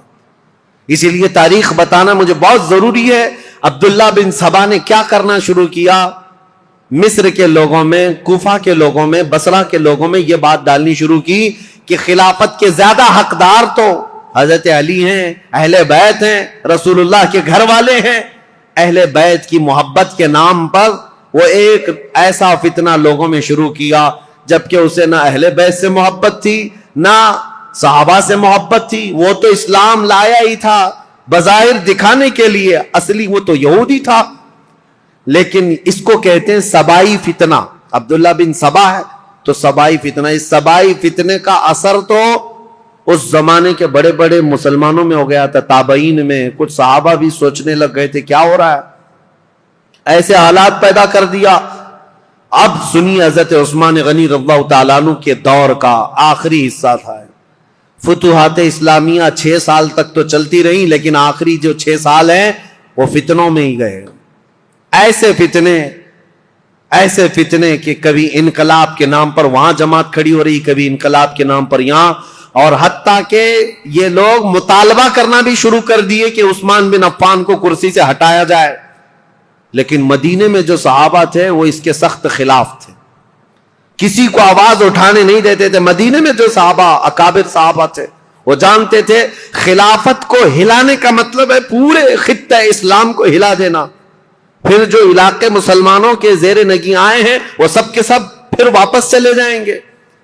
رعب و دبدبہ پورے خطوں پر ایسا قائم تھا، خلیفہ وقت کا کسی کی مجال نہیں ہوتی تھی. تو خلافت کو ہلانا مطلب اتنے بڑے خطے کو، کہاں نیشاپور، سمرقند، بخارا، قبرص، ترکی اور افریقہ کی سرزمین تک جو خلافت کا دائرہ پھیلا ہے، ایک ہی خلیفہ ہے اور ایک پلر کو ہلانے کا مطلب سمجھتے ہیں. صحابہ جو مدینے کے تھے وہ اس باریکی کو سمجھتے تھے، لیکن جو نئے آئے ہوئے تھے، جوان لوگ تھے، یہ جوش میں اڑے جا رہے تھے، اڑے جا رہے تھے. اور اس کے بعد یہ فتنہ ابھرتا ہوا یہاں تک پہنچا کہ مصر میں عبداللہ بن ابی سرح، جس کے بارے میں بتا رہا ہوں، یہ حضرت عثمان غنی رضی اللہ تعالیٰ عنہ کا رشتہ دار بھی تھا. اس کے خلاف مصر کے بہت سارے لوگوں نے شکایتیں کی کہ یہ بہت سختی کرتا ہے، ایسا ہے، فلاں ہے. بہت ساری شکایتیں آتی رہیں. حضرت عثمان غنی رضی اللہ تعالیٰ عنہ اس وقت ان شکایتوں کی طرف نظر نہیں فرماتے تھے. یہاں تک کہ ایک بار حضرت محمد بن ابو بکر، اب سنی حضرت عثمان غنی رضی اللہ تعالیٰ عنہ کے دور کا یہ سب سے کڑوا واقعہ ہے، بہت کڑوا واقعہ.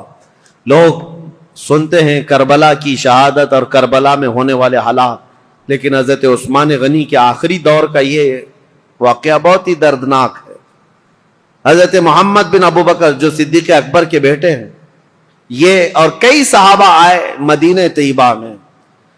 عبداللہ بن ابی سرح نے کیا کیا تھا، جتنے لوگ حضرت عثمان غنی کے پاس اس کی شکایت لے کر گئے تھے، حضرت عثمان غنی نے ڈانٹ ڈپٹ لگائی تھی ایک خط میں عبداللہ بن ابی سرح کو کہ تو اس طرح سے کر رہا ہے، توبہ کر، باز آ جا، لوگوں کے حقوق پر دست درازی نہ کر. یہ سب جو ڈانٹ لگائی تھی، عبداللہ بن ابی سرح نے کیا کیا، جتنے لوگ مدینے گئے تھے سب کا قتل کروا دیا. جو حضرت عثمان غنی کے پاس شکایت لے کر کے گئے تھے، واپس آنے کے بعد ان کا قتل کروا دیا. یہ بڑا معاملہ تھا. اس معاملے کو لے کر صحابہ آئے مسجد نبوی شریف میں. صحابہ کے درمیان یہ باتیں ہونے لگی کہ اس عبداللہ بن ابی سرح کا کیا کیا جائے. تو حضرت علی کے پاس یہ بات آئی تو حضرت علی نے کہا بالکل یہ قتل کا، قصاص کا مقدمہ لے کر کے آئے ہیں. عبداللہ بن ابی سرح کو صرف معزول نہیں، اس کو قتل کرنا چاہیے. اتنے لوگوں کا قتل کیسے کیا؟ صرف شکایت کرنے کی بنیاد پر. اور دیگر صحابہ جو بڑے بڑے صحابہ، حضرت طلحہ، حضرت زبیر، یہ بہت سختی کے ساتھ حضرت عثمان سے بات کرنے لگے. حضرت سعد بن ابی وقاص گئے، انہوں نے بھی، حضرت عمرو بن عاص نے بھی، یہ بڑے اکابر صحابہ تھے، حضرت عثمان سے مطالبہ کرنے لگے کہ اتنے لوگوں کے قاتل کو آپ مصر کا گورنر کیسے بنا سکتے ہیں؟ حضرت عثمان غنی نے سب کی بات سنی، اور آپ کے اوپر یہ بار بار دباؤ ڈالا جاتا تھا، وہ آپ کا رشتہ دار ہے، اس کی وجہ سے آپ اسے معزول نہیں کرتے. بنو امیہ کا ہے، اس لیے آپ اس کے گورنری سے نہیں ہٹاتے. حضرت عثمان غنی نے کہا سارے صحابہ کے اوپر میں چھوڑ دیتا ہوں، آپ جس کو مناسب سمجھے اس کو گورنر بنائیں، میں خط لکھ دیتا ہوں. تو جو صحابہ تھے انہوں نے حضرت محمد بن ابو بکر کو کہا کہ ان کو نیا گورنر بنایا جائے اور عبداللہ بن ابی سرح کو مصر کی گورنری سے ہٹا دیا جائے. حضرت عثمان غنی نے لیٹر دے دیا، کہا کہ جاؤ عبداللہ بن ابی سرح کو ابھی کے ابھی معزول کر دینا اور اسے ادھر بھیج دینا، اور آپ آج سے مصر کے والی اور گورنر بن جائیں. حضرت محمد بن ابو بکر جب جانے لگے تو انصار اور مہاجرین صحابہ کی ایک جماعت بھی آپ کے ساتھ جا رہی تھی کہ مصر کے حالات دیکھیں یہ امپلیمنٹ ہوتا ہے یا نہیں، اور مصر کے لوگوں کو سمجھائیں جو ابھی ابھی انقلاب نام سے اٹھے ہوئے ہیں. جن کو بلوائی کہتے ہیں وہ کسی کے سمجھ میں بھی نہیں آتا. آج تک یہ ایجپشن ویسی ہی ہیں, ان کی کھوپڑی ہٹی رہتی ہے. یہ فرعونوں کے دور کے لوگ ہیں, فرعون ان کو ڈنڈے سے سیدھا کرتا رہا ہے. آج تک ایسی سخت قسم کی طبیعت رکھنے والے لوگ ہیں. ان کو سمجھانے کے لیے انصار اور مہاجرین صحابہ کی ایک پوری جماعت گئی. آپ سنیے ہوا کیا. حضرت عثمان غنی رضی اللہ تعالیٰ عنہ کے گھر میں پلتا تھا مروان بن حکم نام سے. یہ مروان بنو امیہ کا ایک شخص ہے, حضرت عثمان غنی کے خاندان میں, رشتہ دار میں, لیکن صحیح آدمی نہیں تھا, عیاش طبیعت کا. مروان بن حکم حضرت عثمان غنی کے گھر پر رہتا تھا. یہ صحیح آدمی نہیں تھا, یہ ذہن میں رکھ لیں آپ. اس نے کیا حرکت کی, کتنی بڑی حرکت کی, پوری تاریخ میں یہ چیز موجود ہے. ایک طرف عبداللہ بن سبا نے فتنہ مچا دیا تھا پوری جگہ پر, لوگوں میں ورغلا دیا تھا اور نئی جماعت پیدا کرنے کے فراق میں تھا. اور اس کے بعد ادھر مروان بن حکم اور بنو امیہ کی کچھ حرکتیں ایسی, ادھر عبداللہ بن سرا مصر میں فتنہ, قتل کر دیا. حضرت عثمان غنی کے خاندان پر بڑے الزامات آ رہے تھے, لیکن صحابہ جانتے تھے عثمان بن عفان کی طہارت کیا ہے, ان کی پاکیزگی کیا ہے, ان کے اخلاق کیا ہے. اسی لیے سب سے پہلے میں نے ان کی فضیلتیں آپ کے سامنے رکھی تاکہ کسی کے ذہن میں یہ بات نہ آنے پائے حضرت عثمان غنی کیا ایسا کرتے تھے ویسا کرتے تھے. پہلے سب سے پہلے میں نے آپ کو ان کے فضائل سنائے, کسی ذہن میں شک و شبہ بھی نہ آئے. وہ رسول اللہ کے داماد ہیں, میرے آقا کے انتخاب ہیں, سابقون الاولون میں سے ہیں. حضور نے ان کے متعلق فرمایا عثمان کو اب اس کے بعد کوئی عمل نقصان نہیں پہنچا سکتا. بہرحال حضرت محمد بن ابو بکر جا رہے ہیں, کہاں؟ مصر جا رہے ہیں گورنری لینے کے لیے, اور انصار مہاجری صحابہ کے ساتھ جا رہے ہیں. ابھی 2-3 منزلیں طے کیے ہوئے تھے کہ ایک حبشی غلام کو اونٹنی پر بہت تیز رفتار دوڑتے ہوئے انہوں نے دیکھا. یہ انصار مہاجرین صحابہ کی جماعت دیکھا, وہ مشکوک لگ رہا تھا, یا تو وہ کسی کا قاصد تھا یا تو کسی کا بھاگا ہوا غلام تھا. صحابہ نے اسے پکڑ لیا, پوچھا کہاں جا رہے ہو؟ کہا خلیفہ اسلام امیر المومنین عثمان ابن عفان کا پیغام لے کر میں مصر کے گورنر کے پاس جا رہا ہوں. جو صحابہ تھے انہوں نے کہا مصر کے جو گورنر ہیں وہ یہاں ہیں, محمد بن ابو بکر, بات کرو کیا ہے. کہا نہیں, ان کے متعلق نہیں ہے وہ پیغام, ان کے متعلق نہیں ہے, یہ گورنر نہیں ہے. وہ پھر بھاگنے لگا تو اس کی تلاشی لی گئی, اس کے پاس کچھ نہیں ملا. اس کی ساری چیزیں تلاشی لی گئی, کچھ نہیں ملا. اور وہ تھوڑا آگے گیا تھا, حضرت محمد بن ابو بکر کو شک ہوا کہ کچھ تو ہے, یہ اس قدر مشکوک انداز میں کیوں جا رہا ہے. اس کو پھر سے پکڑا, اس کے پانی کا جو مشکیزہ تھا وہ بالکل سوکھا تھا, اس کو ہلایا تو اس کے اندر کوئی چیز تھی, اس کو پھاڑ دیا تو دیکھا ایک خط تھا مہر لگا ہوا. اور پہلے جو خط ہوتے تھے اس کو ڈامر جیسی ایک چیز آتی تھی, وہ لگا کر کے سیل بند کر دیا جاتا تھا, کوئی نہیں کھول سکتا. اور یہ سیل بند خلیفہ کا لیٹر ہوا کرتا. حضرت محمد بن ابو بکر وہ خط لے کر کے آئے, اور سارے صحابہ کی جماعت تھی, انصار اور مہاجرین کی, جو ابھی مصر جا رہے تھے. ان کے بیچ میں وہ خط لا کر کے کہا کہ کیا میں اس کو کھول کر کے پڑھوں؟ سبوں نے کہا کھول کر کے پڑھو. حضرت عثمان غنی سے ملاقات کیے ہوئے ابھی 1-2 دن ہوئے اور اتنی جلدی کوئی پیغام آیا. کھول کر کے جب خط پڑھا اس میں لکھا ہوا تھا عبداللہ بن ابی سرح کے نام, خلیفہ اسلام امیر المومنین عثمان بن عفان کی طرف سے خط ہے کہ اے عبداللہ بن ابی سرح, جیسے ہی محمد بن ابو بکر مصر آئے تو اسے قتل کر دینا, اور جو لوگ تیری شکایت لے کر کے آئے تھے ان کو کسی ہیلے بہانے سے مار دینا, ختم کر دینا. اور مدینے سے ایک جماعت جا رہی ہے, ان کو ادھر ادھر منتشر کر دینا, اور تم اپنی گورنری پر برقرار رہنا. فقط سلام کے بعد حضرت عثمان بن عفان کی مہر لگی ہوئی ہے. یہ کتنا بڑا واقعہ ہے, حضرت عثمان غنی کی مہر لگی ہوئی ہے. اب ظاہر سی بات ہے اس جگہ جو بھی ہوگا وہ آپے سے باہر ہوگا. حضرت محمد بن ابو بکر انہوں نے دیکھا یہ لیٹر میرے قتل کا, ایک طرف خلیفہ نے مجھے گورنر بنا کر بھیجا, دوسری طرف عبداللہ بن ابی سرح اپنے رشتہ دار کو یہ لکھ کر بھیج رہے ہیں کہ میں جیسے آؤں گا قتل کر دیا جائے مجھے. وہ آپے سے باہر تھے. سارے صحابہ انصار مہاجرین وہ سب برہم ہو گئے, سخت نالا ہو. یہ جماعت واپس لوٹ آئی مدینے آئے, مدینے آنے کے بعد سیدھے مسجد نبوی شریف میں آئے. حضرت علی ابن ابی طالب کرم اللہ وجہہ الکریم، حضرت طلحہ، حضرت زبیر، حضرت عبد الرحمن، بڑے بڑے صحابہ موجود تھے. ان سب صحابہ کے پاس لا کر یہ خط رکھا گیا کہ اس خط میں ایسے ایسے معاملات لکھے گئے ہیں. سب صحابہ نے کہا یہ نہایت ہی بہت ہی گری ہوئی حرکت ہے، ایسا ہونا ہی نہیں چاہیے، ایسا کیسے کیا جا سکتا ہے. تو پھر حضرت علی رضی اللہ تعالیٰ عنہ نے کہا اس مسئلے کو امیر المومنین سے ہی پوچھا جائے. تو خط لے کر حضرت علی آئے، آپ کے ساتھ 6 صحابہ اور بھی تھے. حضرت عثمان غنی، یہ آپ کو میں بتا رہا ہوں 70 سال کے بعد تو وہ خلافت پر بیٹھے تھے اور تقریباً آپ کی عمر ابھی 80 سال کے قریب ہو رہی تھی. اس وقت آپ تو مکمل عبادت میں لگے رہتے تھے. حضرت عثمان کے پاس آئے، حضرت علی نے یہ خط دکھایا. وہ غلام کو بھی پکڑ کر کے لائے تھے، وہ اونٹنی بھی ساتھ تھی. حضرت عثمان سے کہا یہ غلام آپ کا ہے؟ حضرت عثمان نے کہا یہ غلام میرا ہے. کہا اونٹنی؟ کہا یہ بھی میری. اس کے بعد مہر دکھائی، کہا یہ آپ کی مہر ہے؟ کہا میری مہر ہے. کہا یہ خط پڑھ کر کے سنا، یہ خط کیا ہے؟ حضرت عثمان غنی نے خط سنا. اس کے بعد کہا اللہ رب العزت کی وحدانیت کی قسم، ان میں سے ایک حرف بھی میرا لکھا ہوا نہیں ہے، میں اس سے بری ہوں. حضرت علی فوراً اٹھ گئے، کہا صحابہ سے آج تک ہم نے عثمان کو قسم کھاتے ہوئے نہیں سنا تھا. ان کی پاکیزگی، ان کی طہارت ایسی تھی کہ ان کو قسم کھانے کی ضرورت نہیں پیش آئی. تو کہا کہ عثمان بن عفان اگر حلف اٹھا چکے، قسم کھا چکے ہیں، تو یہ خط ان کا ہو ہی نہیں سکتا.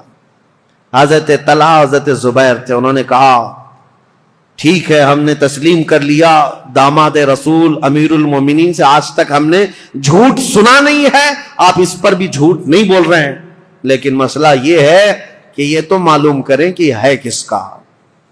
اس خط نے پورا فتنہ مچا دیا ہے. محمد بن ابو بکر ماننے کو تیار نہیں ہے. اب یہ خبر مصر بھی پہنچ گئی اور مصر کے جو بلوائی تھے عبداللہ بن ابی سرح سے جو پریشان تھے، وہ سب کی سب جماعت بنا کر مدینے آ گئے، مدینے میں داخل ہو گئے. حضرت طلحہ اور حضرت زبیر نے جب تحقیقات کی تو پتہ چلا حضرت عثمان کے گھر میں رہنے والا مروان، یہ اس کی حرکت تھی. اس نے حضرت عثمان غنی کی مہر چرائی تھی اور خط چرا کر کے اس پر لکھا اور حضرت عثمان کی مہر لگائی. ان کی اونٹنی لیا، ان کا غلام بھیجا اور اس کو یہ کہہ کر بھیجا امیر المومنین کا حکم ہے مصر کے گورنر لے جاؤ. لیکن بیچ میں پکڑا گیا اور راز فاش ہو گیا. جیسے ہی پتا چلا مروان چھپ گیا. اب مسئلہ یہ تھا کہ حضرت طلحہ، حضرت زبیر اور بڑے صحابہ نے کہا عثمان ابن عفان سے، کہا اس نے اتنی بڑی حرکت کی ہے لہذا مروان کو آپ ہمارے حوالے کر دیں. حضرت عثمان رشتہ داروں کے لیے بڑے نرم بھی تھے. آپ کو پتا تھا اگر مروان کو ان کے حوالے کیا جائے تو قتل ہو جائے گا، مار دیا جائے گا. حضرت عثمان غنی نے مروان کو ان کے حوالے نہیں کیا. بس یہی بات تھی جو بہت بڑا فتنہ لاحق ہو گیا. حضرت علی کرم اللہ وجہہ الکریم نے بھی سارے صحابہ سے کہا حضرت عثمان غنی اگر مروان کو آپ کے حوالے نہیں کرنا چاہتے تو سب کے سب چلے جائیں، اس لیے کہ سزا دینے کا حق خلیفہ وقت کو ہے. عثمان ابن عفان سزا دیں گے. حضرت علی اس میں حق بجانب تھے، لیکن حضرت علی کرم اللہ وجہہ الکریم نے بھی حضرت عثمان غنی سے کہا تھا کہ اس مسئلے کو جتنی جلدی آپ فرو کریں گے، ٹھنڈا کریں گے، اتنی جلدی ہم سب کے لیے امان ہے، ورنہ فتنہ بہت بڑھ چکا ہے. اب حضرت عثمان غنی رضی اللہ تعالیٰ عنہ سے جب صحابہ نکل گئے تو یہ مصر کے جتنے بلوائی تھے یہ سب کے سب حضرت عثمان غنی کے گھر کے اطراف محاصرہ کر لیے. اور حضرت عثمان غنی کے گھر کے اطراف کیوں کھڑے تھے صحابہ پوچھتے تو یہ کہتے مروان ان کے گھر میں چھپا ہوا ہے، جب بھی نکلے گا ہم اسے ماریں گے، ہم خلیفہ وقت کے خلاف نہیں ہیں، مروان کو ہمارے حوالے کرے. حالانکہ مروان کب کے ان کے گھر سے بھاگ کر ملک شام جا چکا تھا، حضرت عثمان کے گھر میں تھا بھی نہیں. لیکن یہ بلوائی اسی انتظار میں کہ مروان گھر کے اندر ہے محاصرہ کر کے رکھا. کتنے دن؟ 40 دن تک چلا تھا یہ محاصرہ، اور حضرت عثمان غنی پر ایک دانہ پانی بھی اندر جانے نہیں دیتے تھے. سیدہ ام المومنین حضرت حفصہ حضور کی زوجہ ہے، وہ پانی کا مشکیزہ لے کر حضرت عثمان غنی کے پاس جا رہی تھیں پانی پلانے کے لیے. ان کے خچر پر جو مشکیزہ رکھا تھا ان بلوائیوں نے تیر مار مار کر کے مشکیزہ پھوڑ دیا اور پورا پانی بہا دیا. ام المومنین کو تک حضرت عثمان کے گھر جانے نہیں دیا، حضرت عائشہ صدیقہ کو تک جانے نہیں دیا. یہ نئے آئے ہوئے لوگ تھے اسلام میں سب، یہ بلوائی. ایک دن حضرت عثمان غنی چھت پر کھڑے ہوئے اور پوچھا لوگوں سے، کیا ہے لوگوں، کیا تم میں علی بن ابی طالب ہیں؟ لوگوں نے کہا نہیں ہے. کہا تم میں سعد بن ابی وقاص ہے؟ لوگوں نے کہا نہیں ہے. کہا طلحہ یا زبیر ہیں؟ کہا نہیں ہے. حضرت عثمان نے چھت سے پکار کر کہا، کیا میری بات علی بن ابی طالب تک کوئی پہنچا سکتا ہے؟ کہا کہ کیا بات ہے؟ کہا علی بن ابی طالب سے یہ کہہ دو کہ عثمان بن عفان پچھلے 4-5 دن سے پانی کا ایک گھونٹ بھی نہیں پیا ہے. خبر ملی مولا علی کرم اللہ وجہہ الکریم کو. حضرت علی رضی اللہ تعالیٰ عنہ نے اپنے دونوں شہزادوں کو لے کر حضرت حسن اور حضرت امام حسین کو پانی کے مشکیزے بھرے اور چند جوانوں کو لے کر حضرت عثمان کے گھر پہنچ گئے اور پانی پہنچایا. یہ صرف اور صرف یہی پانی تھا حضرت عثمان کے گھر جو پہنچا، آخری پانی تھا جو حضرت علی بن ابی طالب کی طرف سے آیا تھا. میرے عزیزو، یہ باتیں اس لیے بھی بیان کرنا ضروری ہے کہ لوگ ایسی چیزیں کنٹروورسی بیان کرتے ہیں کہ حضرت علی میں حضرت عثمان میں نہیں بنتی رہی ہوگی اور انہوں نے ایسا کیا ہوگا. نہیں، حضرت علی کی نہیں بنتی تھی، حالانکہ حضرت عثمان کے گھر کے دروازے پر پہرا دینے کے لیے امام حسن اور امام حسین کو کھڑا کیا گیا تھا. اور عبداللہ بن زبیر، حضرت زبیر نے اپنے بیٹے کو کھڑا کیا، حضرت طلحہ نے اپنے بیٹے کو کھڑا کیا، بڑے بڑے صحابہ نے اپنے اپنے بیٹوں کو حضرت عثمان کے گھر کے دروازے پر کھڑا کیا ہے. اور یہ تنبیہ کی تھی یہ بلوائی مصر کے کہیں رات کے وقت یا کہیں انجانے میں عثمان بن عفان کے گھر میں داخل نہ ہو جائیں اور کہیں ان کو نقصان نہ پہنچائیں. یہاں تک کہ یہ بلوائی جو ہے مصر کے جو لوگ آئے تھے ایک مرتبہ تیر چلائے تھے، ان تیروں کی وجہ سے حضرت امام حسین کا پورا سینہ زخمی ہو گیا، خون خون ہو گئے تھے. اور حضرت امام حسن مجتبیٰ کے سر پر زخم آیا تھا نیزے سے. یہ حضرت عثمان کی حفاظت پر دونوں شہزادے کھڑے تھے اور یہ خون اتنا بہہ گیا تھا جس کو دیکھ کر کے ڈر گئے. محمد بن ابو بکر ان میں تھے، انہوں نے کہا، اے لوگو، ہم تو عثمان بن عفان اور بنو امیہ کے خلاف کھڑے ہیں، ابھی تم نے ان کا خون اتنا بہا دیا کہ بنو ہاشم ان کا یعنی بدلہ لینے کے لیے آ جائیں گے. بنو ہاشم کون ہے؟ رسول اللہ کا خاندان. اور امام حسن اور امام حسین جب زخمی ہو گئے ہوں تو رسول اللہ کا جو خاندان ہے بنو ہاشم وہ تو بدلہ لینے کے لیے آ جائیں گے. محمد بن ابو بکر نے کہا معاملہ سب الٹ جائے گا، عثمان بن عفان کو کوئی دیکھے گا ہی نہیں، حسن اور حسین جو زخمی ہوئے اس کا بدلہ لینے کے لیے قوم ہم پر ٹوٹ پڑے گی، اس لیے اس کام کو جلدی کر دو. محمد بن ابو بکر اور چند لوگ چھت پھلان کر کے حضرت عثمان غنی کے گھر کے اوپر سے اندر داخل ہوئے. اس وقت سیدنا عثمان بن عفان قرآن کی تلاوت کر رہے تھے، قرآن پڑھ رہے تھے، اور رسول کریم صلی اللہ تعالی علیہ وسلم کو ایک دن پہلے خواب میں دیکھا تھا. نبی پاک صلی اللہ تعالی علیہ وسلم کو خواب میں دیکھ کر پھوٹ کر رونے لگے. حضرت عثمان کہا، یا رسول اللہ، وہ قوم جس کو میں نے بیر روما وقف کر دیا تھا جب مدینے میں کسی کے پاس پانی نہیں تھا، میں نے ان کے لیے پانی وقف کیا، آج وہ قوم مجھے پانی نہیں دے رہی. نبی پاک صلی اللہ تعالی علیہ وسلم نے حضرت عثمان سے کہا، کیا ہے عثمان، تھوڑا اور برداشت کر لو، کل میرے ہاتھ سے پانی پیو.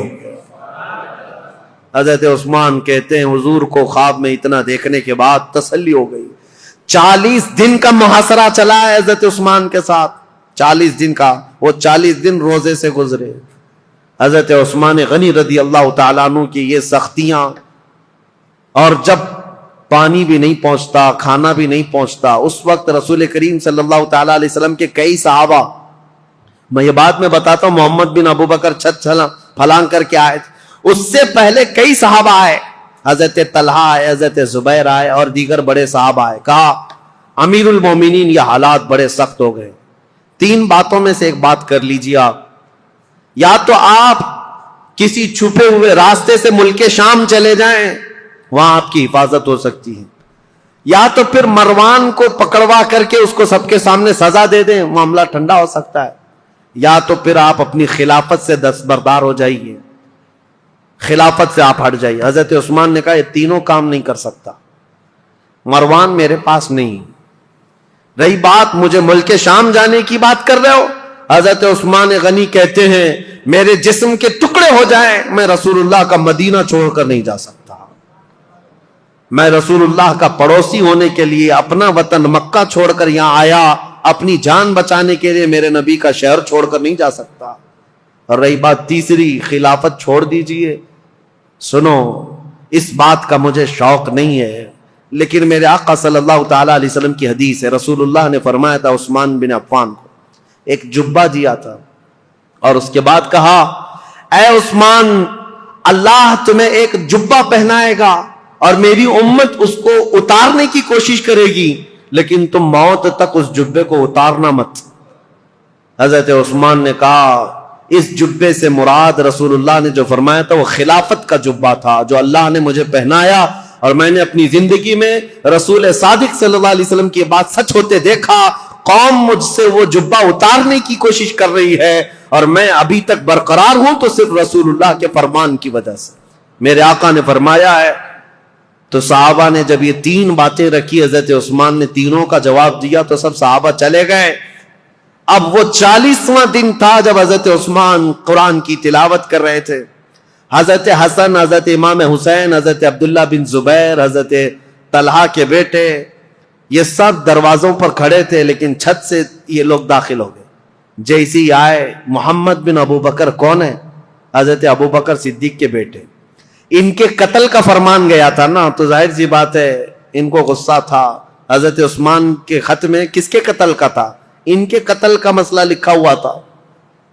عبداللہ بن ابی سرح کو جو خط لکھا گیا تھا مروان نے، وہ محمد بن ابو بکر کے قتل کا تھا۔ تو محمد بن ابو بکر داخل ہوئے اور آتے ہی حضرت عثمان غنی کی داڑھی پکڑ لی، کہا عثمان بن عفان سے امیر المومنین آپ ایسا کیسے کر سکتے ہیں، میرے ساتھ ایسا کیسے کر سکتے ہیں آپ؟ ایک طرف مجھے گورنر بنا کر بھیج رہے تھے اور دوسری طرف اس کو میرے قتل کا لیٹر بھیج رہے تھے۔ حضرت عثمان نے نہیں کچھ نہیں کہا اے محمد اگر تیرے باپ یہ حرکت کرتے ہوئے دیکھتے تو تو زندہ نہیں بچتا۔ وہ ڈر گئے محمد بن ابو بکر، کیونکہ حضرت ابو بکر صدیق اگر دیکھ لیتے اس بات کو، حضرت عثمان نے صرف اتنا جملہ کہا اگر تیرے باپ ہوتے تو میری داڑھی تک تیرا ہاتھ نہیں آ سکتا تھا۔ تو حضرت محمد بن ابو بکر ان کے ہاتھ پر کانپنے لگ گئے، پیچھے ہو گئے، اور اس کے بعد دروازے پر جا کر زور زور سے توبہ کرنے لگے مجھ سے کیا ہو گیا، اور گھر سے باہر نکل کر کے آئے۔ لیکن حضرت محمد بن ابو بکر کے ساتھ جو مصر کے دو بلوائی آئے تھے، انہوں نے اپنے نیزے سے حضرت عثمان کے سینے پر مار کر کے ان کو شہید کیا۔ انا للہ و انا الیہ راجعون۔ سیدنا عثمان بن عفان رضی اللہ تعالیٰ عنہ کو جس وقت شہید کیا گیا، آپ کا خون نکل کر کے قرآن کے ورقوں پر پڑا تھا، اور جس آیت پر پڑا تھا وہ یہ تھی فَسَيَكْفِيكَهُمُ اللَّهُ، اللہ ان لوگوں کے لیے کافی ہو جائے گا، اللہ ان کے لیے کافی ہو جائے گا۔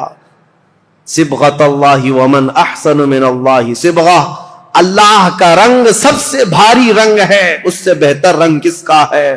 اس آیت پر وہ خون کے قطرے پڑے تھے، وہ قرآن پاک آج بھی ترکی میں موجود ہے۔ حضرت عثمان غنی کا تلاوت کرنے والا جو قرآن تھا، میرے عزیزو یہاں شہادت عثمان بن عفان ہو گئی۔ اتنا قتل ہوتے ہی آپ کی جو بیوی اس وقت موجود تھی نائلہ، یہ چھت پر کھڑی ہو گئی اور چیخ کر کے لوگوں کو خبر دینے لگی امیر المومنین قتل ہو گئے، امیر المومنین قتل ہو گئے۔ آواز سن کر کے صحابہ تیزی سے دوڑنے لگ گئے، مسجد نبوی کے آس پاس سب صحابہ جمع ہونے لگے۔ حضرت علی کرم اللہ وجہہ الکریم کی بات پھر میں بتاؤں، حضرت علی باہر کہیں گئے ہوئے تھے، آپ کو خبر دی گئی تو سر پٹ دوڑاتے ہوئے گھوڑے کو اس طرح سے مدینے آئے تھے، اور آتے ساتھ سب سے پہلے حضرت علی کرم اللہ وجہہ الکریم نے حضرت عثمان کو قتل ہوتے ہوئے دیکھا تھا، مقتول پڑے ہوئے تھے، تو آتے ساتھ سب سے پہلے حضرت امام حسن کو ایک تماچا لگایا، امام حسین کے سینے میں گھونسا مارا اور کہا کیا میں تم دونوں کو عثمان بن عفان کی حفاظت کے لیے نہیں کھڑا کیا تھا؟ دونوں شہزادے رو پڑے اور کہا بابا جان ہم نے ان کی حفاظت میں کوئی کمی نہیں کی، یہ بلوائیوں نے چھت کو پھاڑ کر کے حضرت عثمان کے گھر میں داخلہ لیا ہے اور ہمیں اس بات کی خبر نہیں تھی، اگر انہیں ہمارے درمیان سے جانا ہوتا تو ہم کسی کو زندہ نہ چھوڑتے۔ حضرت علی کرم اللہ وجہہ الکریم سے دوسرے صحابہ نے کہا آپ اپنے شہزادوں کا مواخذہ نہ کریں، اس لیے کہ یہ سارے اپنی حفاظت کے کام مکمل کما حق ادا کرتے رہے۔ اس کے بعد حضرت محمد بن ابو بکر کو طلب کیا حضرت علی نے، حضرت علی جلال میں تھے، پوچھا محمد بن ابو بکر کہاں ہے، بلایا اور ان کو پکڑ کر کے لائے اور کہا کیسے تم داخل ہوئے؟ کہا یہ میری غلطی تھی، چھت کے اوپر سے میں داخل ہوا۔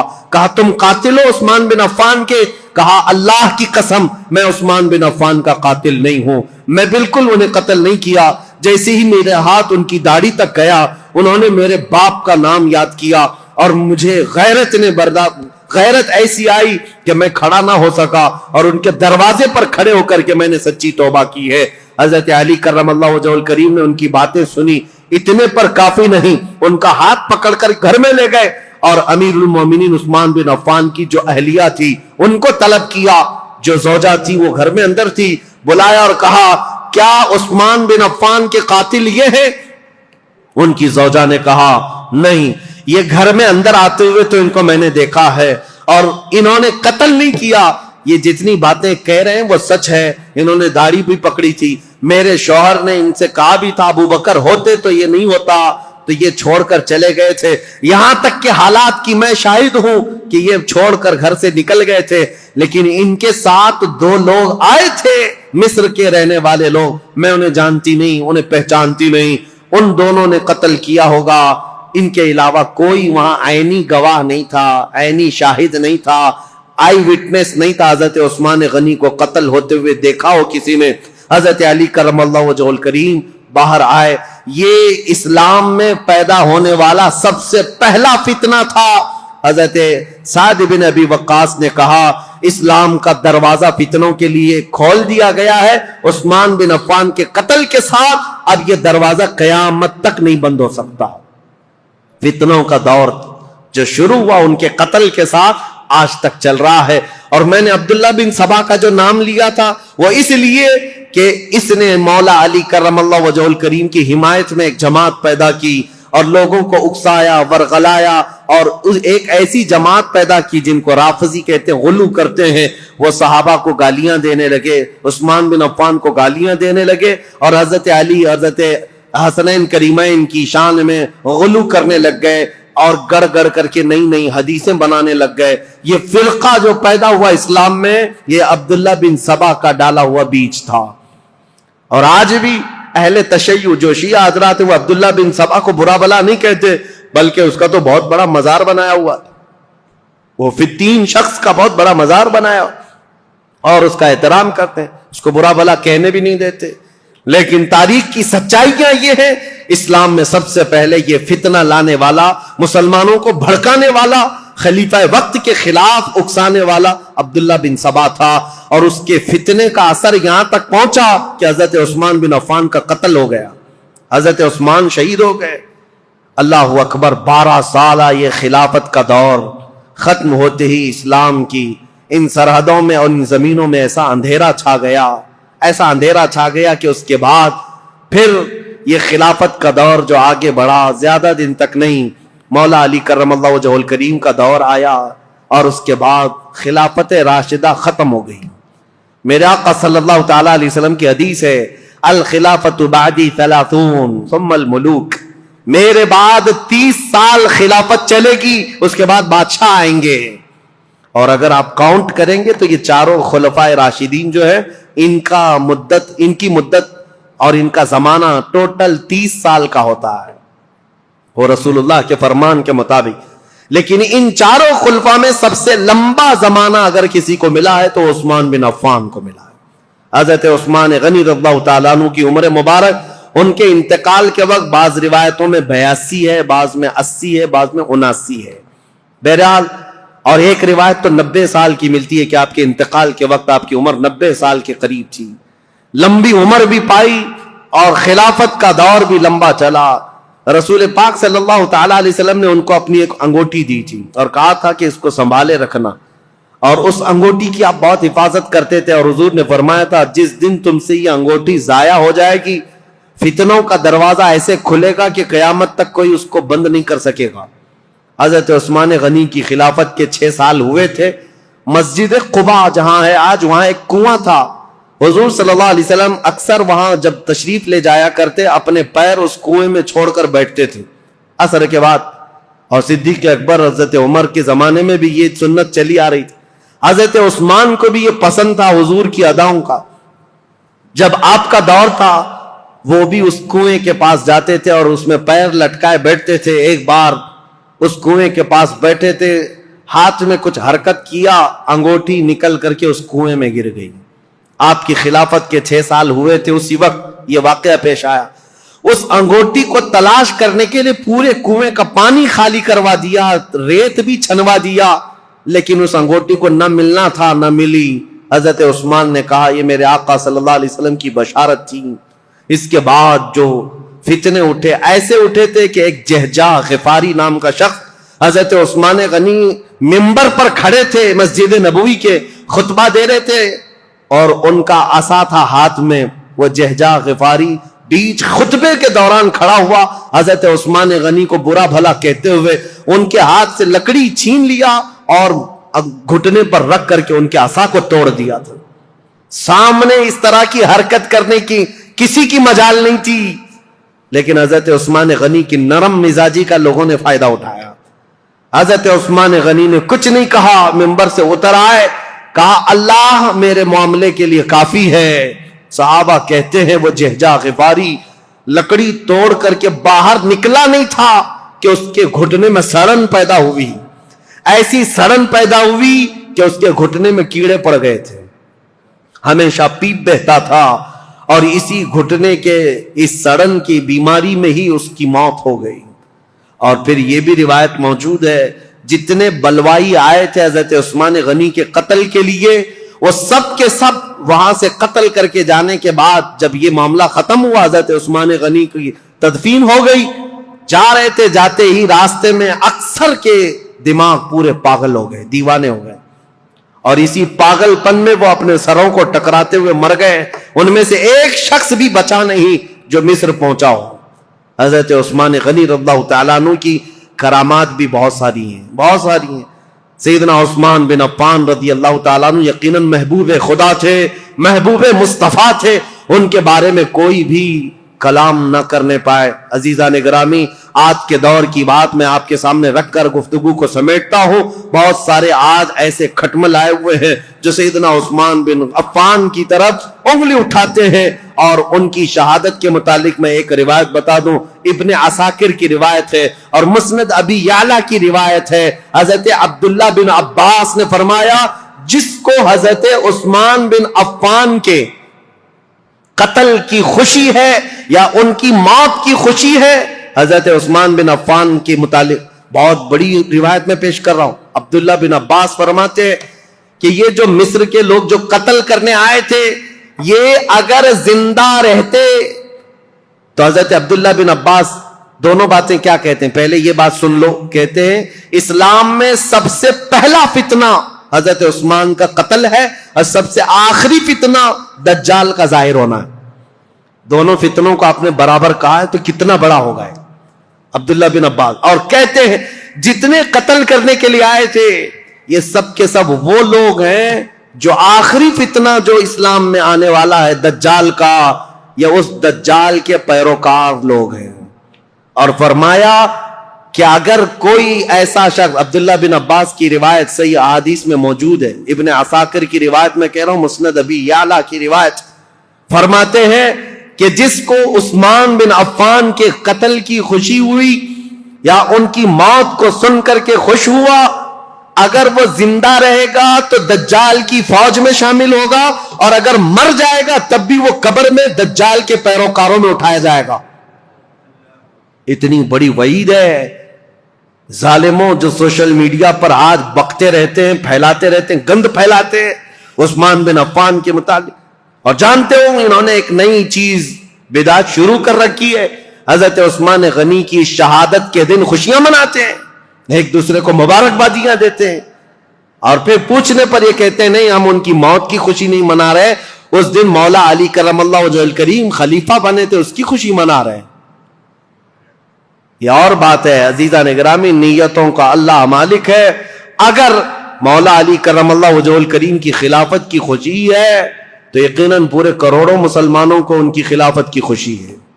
لیکن ساتھ میں اگر حضرت عثمان غنی کی موت کی کوئی خوشی مناتا ہے تو حضرت عبداللہ ابن عباس کے فرمان کے مطابق وہ دجال کے پیروکاروں میں ہے، وہ دجال کی فوج میں شامل ہونے والا شخص ہے. اسی لیے اپنی زبانوں کو لگام دو، اپنی عقلوں کو پردے ڈال کر کے جو چاہے بک بک نہ کرو. آج یہ محرم کے دور میں یہ بہت ساری چیزیں آئیں گی، سوشل میڈیا میں ابھی بہت سارے گند پھیلانے لگ جائیں گے، یہ تینوں خلفاء کے بارے میں اور کبھی حضرت امیر معاویہ کے بارے میں، انہوں نے ایسا کیا، انہوں نے ایسا کیا، اور یہ اپنی عاقبت برباد کر رہے ہیں، اپنی آخرت خراب کر رہے ہیں. اس لیے رسول اللہ کے صحابہ کے متعلق میرے عزیزوں مجھے اتنا بیان کرنے کے لیے جتنا میں نے بیان کیا آج، یہ بہت ہی احتیاط والی چیز تھی. اگر اس میں میری زبان کہیں پر پھسلی ہو، لاکھ مرتبہ میں توبہ کرتا ہوں اللہ کی بارگاہ میں، مولا مجھے معاف کر دے. میں استغفار کرتا ہوں مولا مجھے معاف کر دے کہ حضور صلی اللہ تعالی علیہ وسلم کے صحابہ کی تاریخ بتا رہا ہوں. یہ آسان کام نہیں تھا حضرت عثمان کا دور بتانے میں. دیگر صحابہ کے بھی معاملات ہیں.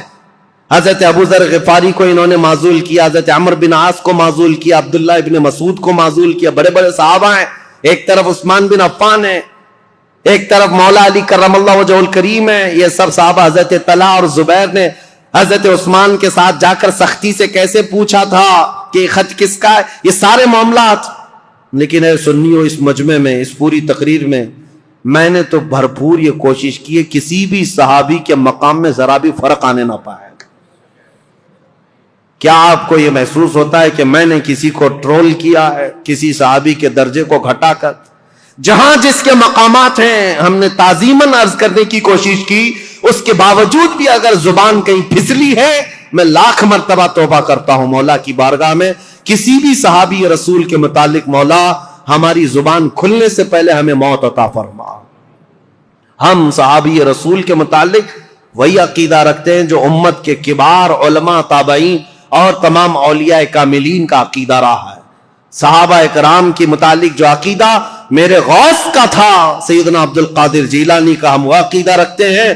انہوں نے یہ فرمایا تھا صحابی کے درجے کی بات کرتے ہو، وہ صحابہ رسول اللہ کے جو جہاد میں گھوڑوں پر بیٹھ کر جاتے تھے، ان گھوڑوں کے ٹاپ کے نیچے سے جو دھول اڑتی تھی، غوث کا مقام وہاں تک بھی نہیں پہنچ سکتا. ہم ان صحابہ کے متعلق اس طرح ادب کی بات کرتے ہیں. لہذا سیدنا عثمان بن عفان کی بات آئے، کسی کی بھی بات ہے، ادب کا پہلو ہمیشہ ملحوظ رکھو. اس لیے کہ کچھ تحقیق کرنے والے بھی اب کیڑے آئے ہوئے ہیں، ریسرچ اسکالر نئے نئے، اور وہ اپنے آپ کو یہ کہتے ہیں ہم انجینئرنگ کرتے ہیں، ڈاکٹرائن کرتے ہیں، اور ان کو ایسا لگتا ہے کہ یہ فیصل بن کر کے بیٹھے ہوئے ہیں. کاش یہ حضرت عمر کے زمانے میں ہوتے تو ایک ہی کوڑے میں مر جاتے. صحابہ اکرام کے بارے میں فیصلہ لینے کی تمہاری اوقات کیا ہے؟ تمہارا علم کتنا ہے؟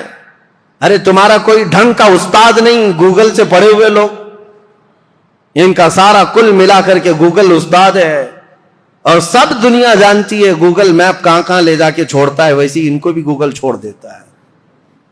اکثر جگہ گاڑی ایسی جگہ پھنستی ہے جہاں پیچھے بھی نہیں آ سکتے، آگے بھی نہیں آ سکتے. میں نے دیکھا ہے میرے عزیزو. اسی لیے سینہ بسینہ جو علم چلا ہے اس علم میں برکت ہے. آج نوجوانوں کی ایک بڑی تعداد انجینئروں کو، ڈاکٹروں کو، جو نئے نئے دین میں نئے نئے شوشے چھوڑ رہے ہیں، ان کو فالو کرتی اور کہتی ہے یہ تحقیقی بات کر رہے ہیں، فلی ریفرنس کے ساتھ بات کر رہے ہیں. ابھی آپ سرچ کریں، میرے ساتھ ایک معاملہ پیش آیا تھا. ایک صاحب آئے، بحث کرنے کے لیے آئے تھے. میں کمرے میں بیٹھا ہوا تھا, میرے سامنے بڑی کتابیں بھی رکھی ہوئی تھی. وہ آئے, کہا کہ کچھ میں آپ سے سوالات کرتا ہوں. وہ اوٹ پٹانگ سوالات کر رہے تھے. میں نے کہا کہ ٹھیک ہے, جواب تو میں آپ کو دوں گا. آپ کو کس سے جواب دوں؟ یہ جو کتاب رکھی ہے بخاری شریف, اگر اس سے میں جواب دوں تو مانیں گے آپ؟ انہوں نے کہا بالکل مانوں گا, میں بالکل مانوں گا, اس پر ایمان ہے. میں نے کہا یہی تو جہالت ہے. یہ کتاب بہار شریعت تھی, وہاں رکھی ہوئی کتاب بہار شریعت اردو کی کتاب ہے. میں نے کہا یہ بخاری